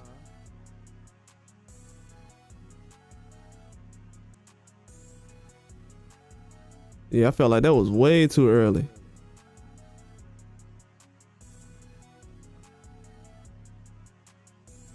But yeah, I love with the UK heavyweights mixing it up right now. People don't know it. I'm a big fan of UK heavyweights. I keep up with a lot of that stuff. Over the years, I've been watching these guys all the time. Especially Tyson Fury. I'm a huge fan of Tyson Fury. But he got to show up tomorrow though. I know too much about him for him to just be trying to go about things the way he's doing right now. Adding the 20 pounds, that's not it, man. I'm not really confident in that. Because a lot of people felt like he won last time. They felt like the fight was close. So why try to switch things up? Why try to gain any more weight and possibly put yourself at a disadvantage? But that's his MO though. If I have a close fight with a guy, let me gain 20 pounds. If I'm around 260, let me go to 280, 270. But he does struggle with southpaws. And let me see something else too. I'm gonna check something else. One more thing. One more thing. This just popped up in my head. I don't know why. Okay. Never mind. I thought that hold on, one more thing. Okay. So yeah, USYK, he was a guy who was a southpaw. And for some reason, I had to figure out all these years, like, why was Tyson Fury struggling in that fight with USYK? Was it the cut? He struggles with these southpaws, man. I don't think this guy's fought a lot of southpaws over the years. Not as many as we think he did, especially at a high level. Yeah, he hasn't fought that many southpaws, man. Chisora, Dillian Weiss he's an orthodox. Yeah, this man struggles with southpaws. Yeah, he struggles with southpaws. Every time I've heard somebody beating up Tyson Fury in sparring, it's usually a guy who's a southpaw. Let me see. And that's gonna be hard on him in this fight. Yeah, the guy, you remember the guy Jai Patai they was talking about? The cruiserweight that was beating up Tyson Fury in sparring? Yeah, I remember earlier this year they was talking about a Jai Patai got kicked out of the sparring session with Tyson Fury because he was beating him up in there. The cruiserweight champion right now for IBF. This guy's a southpaw.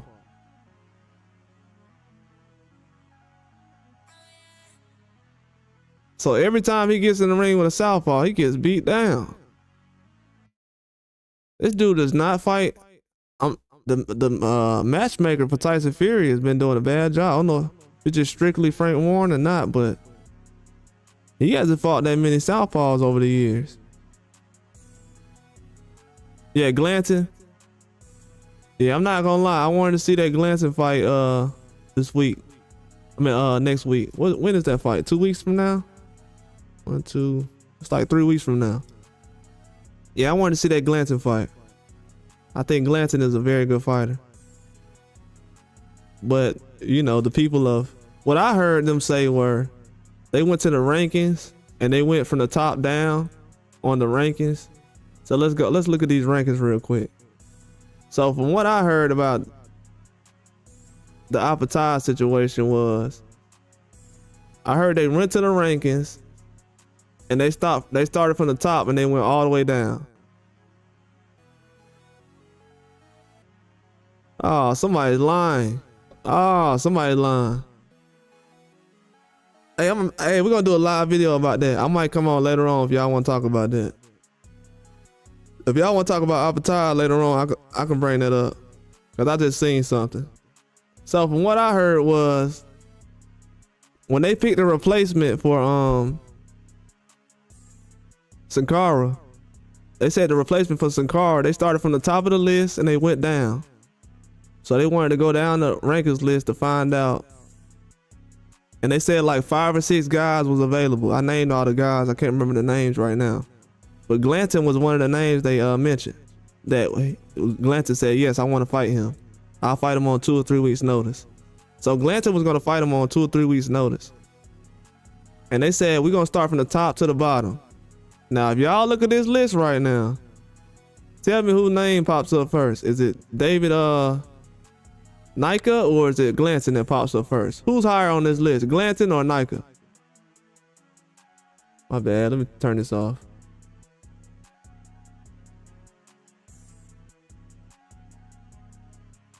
Is it Glanton or Nika? Who higher on this list?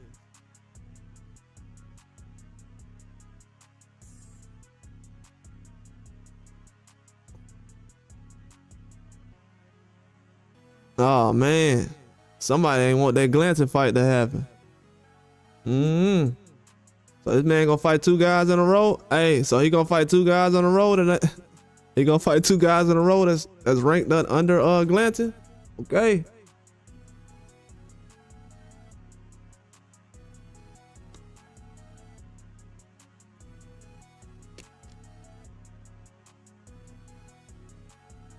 Okay.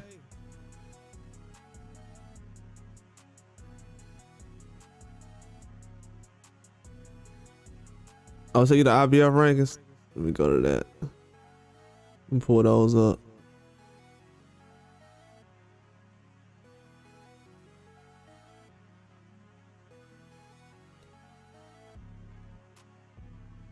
Yeah, that's a fight I want to see right there.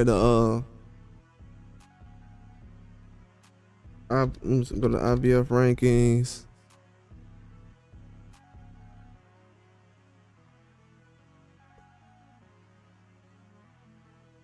Oh, here it goes.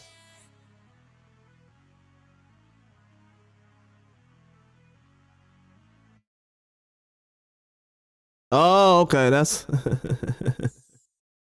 yeah, you're right. They put him over there. You're right.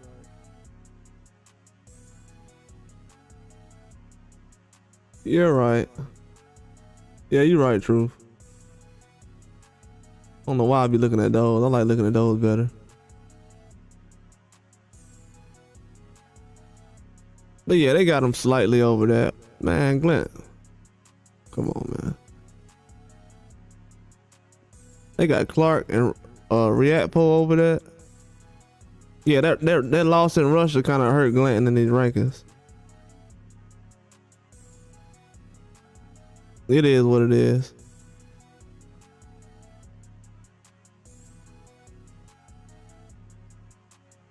Yeah, I want to see Glanton, man. He's only 32 in his prime right now. They need to make that fight happen. But you know what the good thing is? Usyk will be at cruiserweight. So if Usyk win this fight, the only reason I want to see Usyk win this fight is he said he can go back to cruiserweight. He's not scared to fight anybody at. He's not scared to fight anybody at heavyweight. He just has a hard time keeping the weight on. Say he has to eat excessively to be able to even get at 220. If anybody knows anything about Usyk, he used to be a skinny guy. If you look at his frame, he's not a huge guy. So he has to eat a whole lot to keep that weight on. And I don't know, he's probably one of those guys as he get older, the weight probably harder. If he feel like he can get the 200 on in cruiserweight, then I mean the weight is not really that hard to keep on. He gonna pull a Roy Jones, I guess. Roy Jones was different though. Roy Jones went from like 225 to like 175 or something. 200, I think. I think it was like 175 though. Not sure. Yeah, he's undefeated. He's a bronze medalist at heavyweight. Yeah, he got a bronze medal at heavyweight. He's undefeated. It's a huge step up fight for him. The competition he faces is not the same as what he faced in the past, so it's gonna be a little trouble. But a lot of these guys right here can fight at heavyweight. A lot of them will try to. A lot of them won't, but I know Riakpo is going to heavyweight.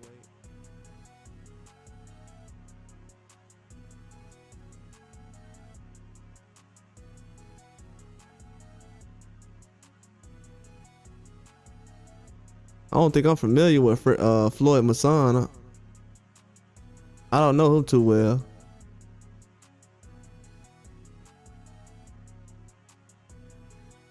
But yeah, Nike is a bronze medalist. It's pretty good. Like I said, he's 6'6". Got a huge reach advantage. But I seen one guy, what was that one guy's name we seen recently? He's like 5'11", his reach is 84 inches. This dude's arms is almost touching the ground, man. 84-inch reach. This dude has the reach of Tyson Fury, he's only like 5'11". That is insane. I forgot who that was, but that's insane though. But Tyson Fury gotta be able to use this reach.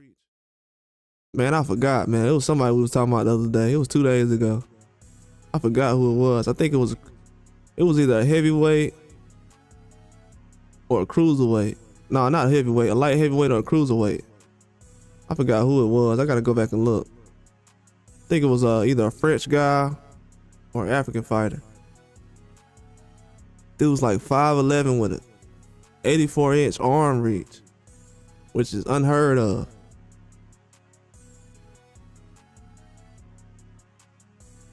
Arms is almost touching his knees, man. Well, he basically is touching his knees with his arms. 84-inch arm reach, yeah.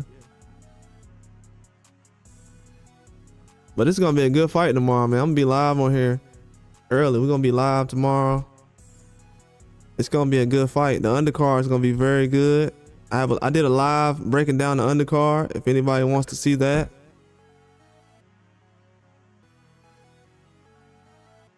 I'll put that in the chat for anybody who's interested in figuring out who these guys who fighting tomorrow. Got some good matchups coming up. Don't sleep on his undercard. It's gonna be some upsets possibly tomorrow. Like the Peter McGrail fight, we already talked about that, Truth, but Peter McGrail, he's fighting the featherweight at bantamweight, super bantamweight. Guys like 122, he's 126 fighting at 122, so that power gonna translate down there. I know he's gonna make weight. I know he already made weight today. You know, when Turkey USYK put that money out there like that, you gonna make sure you make weight. Any guy who gets on a Turkey USYK card and doesn't make weight, you don't deserve to have any money. I don't know how you get on a Turkey USYK card and you don't make weight. But I think Tyson Fury gonna have some tricks up his sleeve though. It's hard, man. That guy fights good at yeah, them last minute fights. Hey, we was talking about that, Gary. Those last minute replacements. Those guys always come to fight. That's why I'm looking at this Jai Fatai fight. I'm like, man, okay. Because a lot of people looking at Fatai like he's the guy. Fatai is like a sponsored Turkey USYK fighter right now. So if he gets wiped out by somebody right now, then that means you're going to be a sponsored Turkey USYK fighter. So if a lot of these guys and people are looking at Tyson Fury just as well like that. I know USYK has been, we got to think about it like this too, psychologically. USYK has never been in a position where he's had so much backing behind him. You know, he's a Ukrainian fighter who's highly decorated in the amateurs and professional, undisputed twice. But he still hasn't had that backing behind him to the point where they say, okay, we're going to put the money behind you, do whatever you want. This man's making $110 million this fight. Like, he has all the motivation he needs going into this fight. So when fighters see that, they get motivated. Not to say Tyson Fury is not a guy who's going to be motivated. I don't think he just fights just off money. Yep. Hey, as soon as they get that call, they start losing weight immediately. But the guy who replaced, the guy who was a late replacement, he was already getting ready for a fight. He was going to fight on January the 11th. So he was already training and everything. So that's going to be even better. But I think it's going to be, the undercard tomorrow is going to be real, real good. It's going to be a good undercard. Most of these guys already fought on the other Tyson Fury USYK card. So these are like the same kind of guys with just different opponents. They got Moses that's fighting tomorrow. They trying to have him be the youngest champion at heavyweight since Mike Tyson. I think he's 19. He's fighting the guy that went 12 rounds with Hrgovic. Yeah, that McGrail replacement, what's his name? Rise Edwards. Yeah, he's the real deal. That might be a Kakashi. It might be a Kakashi versus, the styles remind me of Kakashi versus Cordina. It looks like Kakashi versus Cordina when you really look at it. McGrail looks like Cordina, he looks like Kakashi. But I think the Edwards guy has a good jab. Has a very good jab. And then he's going down, he's fighting at a lower weight class. That's gonna be even dangerous. I mean, that power, even though he only has like 4 or 5 knockouts, I seen his jab and the way he sits on punches, he got some power. So if he goes down to 122, he's gonna be a problem. So that's a fight I'm looking forward to. I don't know who's gonna win it, but I give that guy Edwards a huge chance of pulling this off. A lot of people don't know he's a 126. So they're looking at it like, okay, that's just a regular replacement at 122. No, not exactly. Not exactly. And he has a very good jab, so it's gonna be it's gonna be some trouble. But McGrail can probably get him up out of there. McGrail still got power. But it's hard to get ready for these late replacements. Like you said, these last minute cats is serious. That a real deal. Definitely are. But I'm not gonna lie though, man. I'm pretty hyped about this fight. That Fury and Usyk, the first fight, the fight card overall, that's probably one of my favorite fight cards of the year. I started watching late because I had to do something, but from the Kakashi fight all the way up to the Fury and Usyk fight, even the Breedis and Abatai fight, all those fights was good. They were very good, man. That was a very good fight card. They're gonna come to fight because you also want to be able to mix it up again on the Turkey Out of Sheik card, win or lose. You want to be able to leave a lasting impression on this guy, so he'll be able to. And then the guys, the promoters and managers, they're gonna put more motivation behind you and let you know, hey, win or lose, you can still be able to be in the mix. You just got to be able to come out and put a concerted effort behind it and be aggressive. You have to. Look at Cordina. Cordina went out there and got dropped by Kakashi, but I'm not gonna lie, man. Cordina his legs was gone for like 5 rounds, but this dude was still throwing some power punches. Like his legs were gone. He was on the ropes. Yeah, Ruiz was a late replacement. Yeah, Ruiz was a late replacement. These late replacement guys they're the real deal. They're the real deal, especially when they're in shape already, training for a fight. Yeah, that's dangerous.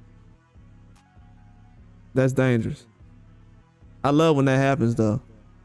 It's almost like a Rocky Balboa story in real life, almost, you know. You got an underdog, a guy who's not expecting to win. That's what boxing's about, you know? That's why we watch boxing. We want to see a guy come out there and surprise us. Boxing always needs a new star to come up.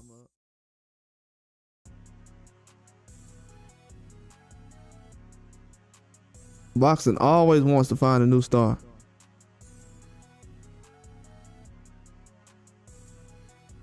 Every time. Boxing always wants a new star, somebody that comes in and just dominates. That's why we love the sport of boxing so much. But Tyson Fury can come out here tomorrow and he can put it together. But it's motivation on both sides. I will say this, as long as these guys been boxing, we still might find out something new about these guys tomorrow. We still might find something new about these guys. We're gonna find out how Tyson Fury is after a loss. And we're gonna find out if Usyk is motivated at 37, undersized, at the age of 37. At heavyweight. At this point in his career, with being 2-time undisputed, we're gonna see if he just got paid $110 million for this fight. We're gonna see if he still gonna have the motivation behind him. I think he does. I think he really does. Like I said, he hasn't had the backing behind him like Tyson Fury and these other heavyweights have. He just hasn't. He's been on the outside looking in for a long time. Like he said recently, I didn't get famous until I fought Joshua. And he was glad that Joshua gave him the opportunity to actually win the fight. Or to even participate in the fight, you know what I'm saying?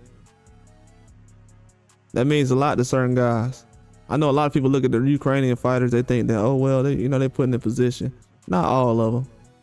Usyk had to do a lot to get in front of the world and actually have a big fight like he's had recently. And he always comes to show up, man. He don't never come to a fight relaxed and just taking his time, and like the way he came out in that last Fury fight, that said a lot about what he really did in his career as far as up until this point. And it also shows how tough cruiserweight is. It also shows how tough cruiserweight division is. It's not easy. He didn't really just go up there and dominate everybody, but he did dominate the whole division. He dominated the whole division. But I like it though. I think the style matchups What I like about the fight card tomorrow, it's not a lot of big names, but a lot of these guys are like 25 and under. You got a guy who's 19 years old fighting against a guy who's 34 years old who wants to make a statement. And we basically have a Joe Joyce versus Dubois situation going on tomorrow with Moses Atama. Gotta see if Moses ready, man. This guy's 19. He's definitely not physically grown like to his max potential, so he still has some growing to do. For them to put him out there right now, they believe in him. Frank Warren, hey, he doing another trick right now. Frank Warren trying to get another one ready. He's doing it early too. He's not gonna wait. Frank Warren saying, hey, we're gonna do this now, make this fight happen. Let's do it. I definitely like the matchup. It's gonna be a good fight tomorrow. I really do. I really do like this fight. And I also like how they did the prelims. I don't know if you guys seen the weigh-ins recently, but they had prelim fights already on the weigh-ins. Not the weigh-ins, the workout, the open workouts. It's on the Zone Boxing. They had the prelims. That was the first time I seen that. I think Turkey Al-Sheikh doing that. That was a game changer. Turkey Al-Sheikh is doing some real good things in boxing right now. I mean, he has the money to kind of make some of this stuff happen. So, you know, it is what it is. We just want to see some boxing, so it's going to work itself out. Everything not going to be perfect in the beginning, but I like the way these things are going. And I'm used to watching fights in the daytime now because I'm watching UK fights over here in America. I know the UK fans are excited that they can actually see these fights at their original time instead of having to go back and watch them in the mornings or, you know, things like that. Early in the morning, 5 a.m., 4 a.m. I'm not gonna lie. When I watched that Inoue fight and I was super tired, staying up watching those fights recently, I was like, man, now I see why these UK fans definitely need these fights at a certain time. Cause that Ngannou fight, it happened late over here, so I can only imagine over there how late that fight was. They tried to make it seem like that fight started on time. No, it didn't. That fight started late. It was nighttime over here when that fight started. Oh, he fights at 54? Yeah, I'm gonna look him up when I get off of here.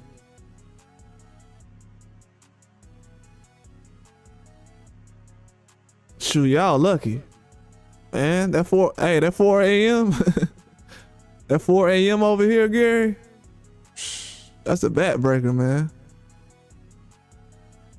I think it was that Doheny fight. It was one of those fights, man. I was like falling asleep.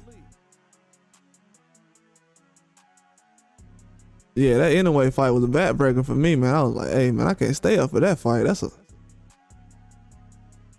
And I like the events too. Yeah, Sundays be ruined, man. Ruined. Oh, he did? He fought Lester Spence and Cullen Smith?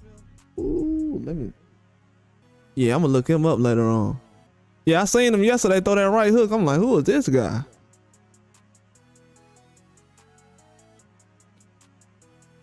Yeah, I was like, who is that guy? I knew he wasn't that big. I knew he wasn't like a 68, 75. If he was, that would have been crazy. Yeah, at 154, that dude was a problem. Yeah, I'm gonna have to check him out. I can't believe we missed that fight card. I didn't know they had a fight card in the Bahamas. They fighting everywhere now. I know the fighters love that, fighting in the Bahamas and the islands. Yeah, that was amazing. But yeah, Sundays be ruined like that. The only Sunday fight I actually liked was Wardley and Clark. That was a good Sunday fight. I know that was late for y'all. Yeah, he 38. Yeah, a lot of those guys be 38, man. I don't like that because most of the guys I want to see, they be like 38, 39, 36. Past their prime already. That's why it's kind of good that Usyk and Fury is fighting each other right now, because if we lucky that Beterbiev is still in shape. If Beterbiev was out of shape like these other boxers, he probably would have retired already. And another thing too, man, what if one of these boxers slow down tomorrow? What if we get out here and Usyk is just a slower fighter this time around? I don't think that he is, but you know, that age, I done seen in boxing, man. I seen certain guys come out of boxing and just not be the same, man.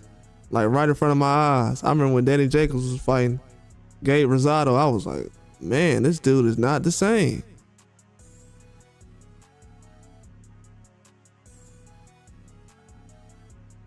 That shutdown really cut through a lot of fights too. It hurt a lot of fighters.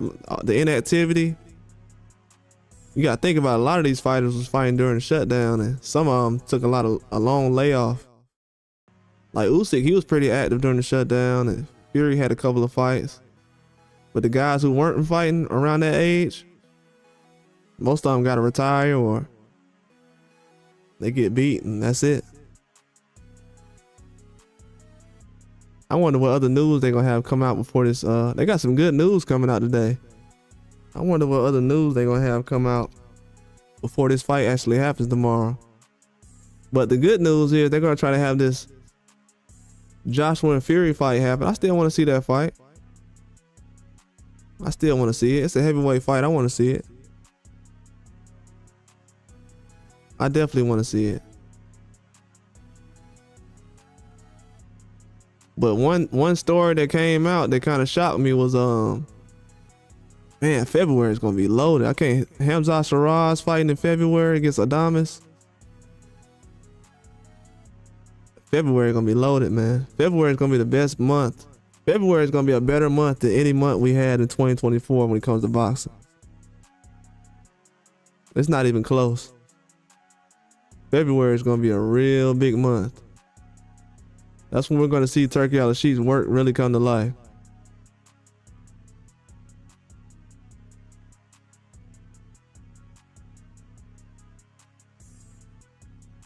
Yeah, we really gonna see it come to life.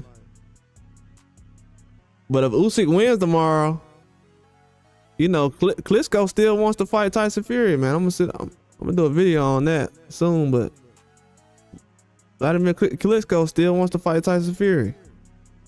I was wondering why he was at the fight with Usyk versus Tyson Fury, but that dude was thinking about getting a rematch with Tyson Fury. It's a lot of things going on in boxing right now. It's a lot of things going on. A lot of people want to get in the mix. They don't have any older fighters fighting like they did in the last card with Sergey Kovalev. The last Fury and Usyk card had that Kovalev fight. I still haven't watched that fight, man. Somebody told me to watch that fight. I still haven't gone back and seen it. That's something I might have to watch too. I'm gonna watch that Rahman and Lewis fight tonight, and I'm gonna watch the Sergey Kovalev, his last fight against the other guy. I don't think that guy fought since that fight either. The guy that beat him. He's not an older guy, but he's up in age.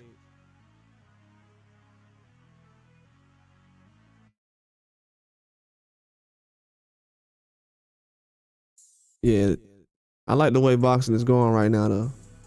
It's a good mix between the older guys fighting, the younger guys. This fight card coming on tomorrow, it's gonna have these younger guys be showcased and see who really wants it. We're gonna see how good Moses is. We're gonna find out if Johnny Fisher can be able to go out there and dominate Dave Allen. Dave Allen wanted a real shot at a big fight. He wanted to be on a big card. I know he wanted to retire recently. So this is a good fight. He can bounce back and show that he's better than what people say he is. He can prove himself. You got McGrail, who got stopped recently after knocking down a guy 2 or 3 times. So the fight card tomorrow, it's gonna be a lot of motivation on that card. A lot of guys coming to fight for their careers and everything. That's a perfect storm. Now, if you had a whole bunch of guys coming off wins, yeah, that would be good too. But, well, most of them are coming off wins, but I'm talking about as far as in the last year and a half, year.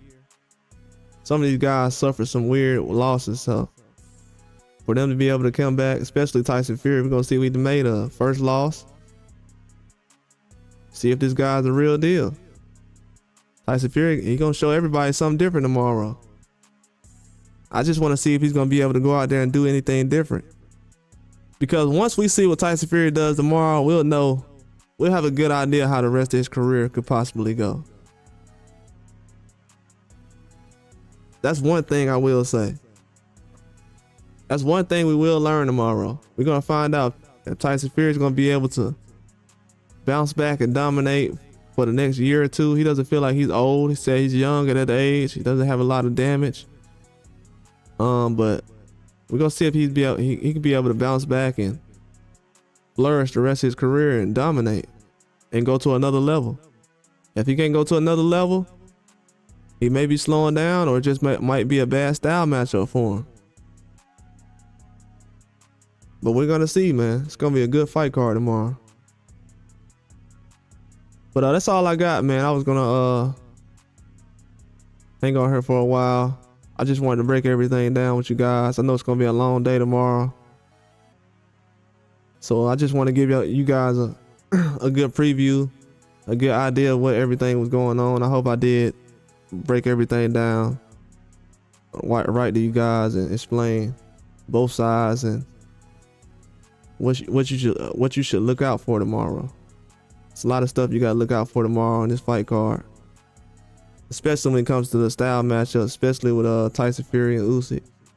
But that's all I got, man. I appreciate everybody for coming through, hitting the like button, subscribing. Anybody that's new on here, Gary, nice to see you. Everyone else, PD, and I don't want to miss any names. Everybody, Aaron and Melissa, Green Knight, Boxing, the realest boxing. I appreciate all you guys for coming through. I'm gonna be on here tomorrow. It's gonna be a good day of boxing tomorrow, I'm telling you. It's gonna be a classic. Yeah, nice to see you, Gary. Oh, that's who that is. Okay. Oh, Mimic, nice to see you too, bro. Nice to see you, Mimic. I'm gonna be on here tomorrow. Oh, okay. Bet, man. Appreciate that, man. I know you out there working hard, man. Thank you for your service. Whatever you do is contributing to the economy, so appreciate that, man. Putting in that hard work on a Friday, man. I'm gonna put out some more videos and news for you so you ain't gotta look through your phone. I got some more videos I'm gonna drop for you guys tonight as soon as I get off of here. If y'all want to hear something that I put out, I got the previews for the undercard on there. That's pretty good. I did an intense breakdown on that on the live, so I definitely have that on there. But that's gonna actually get you excited for the fight card tomorrow, the undercard. To be honest with you, I didn't really get excited about it until I started figuring out what was going on. But Frank Warren and Eddie Hearn, think about it. Frank Warren and Eddie Hearn is matchmaking tomorrow, so we know what happens when Frank Warren and Eddie Hearn, all these guys start matchmaking. So especially Frank Warren. So it's gonna be some good fight cards on tomorrow. But that's all I got, man. Appreciate everybody for coming through. Shout out to you, Mimic, man, working hard out there, bro. You too, Truth. Oh, you said the guy Safar. Yeah, I'm gonna check him out. That's the guy I was thinking about, Safar. That's who that was. That's who that was. I'm glad you said that. That's who that was. Yeah, shout out to you, Truth, man. If you can't be on here tomorrow, I'm gonna break it down for you tomorrow, man. I know you got some things going on. If y'all missed anything, you can play it from the beginning. Said a lot of things that definitely you can study. If you want to know what's going on tomorrow and what to look out for. But I appreciate all y'all for coming through though.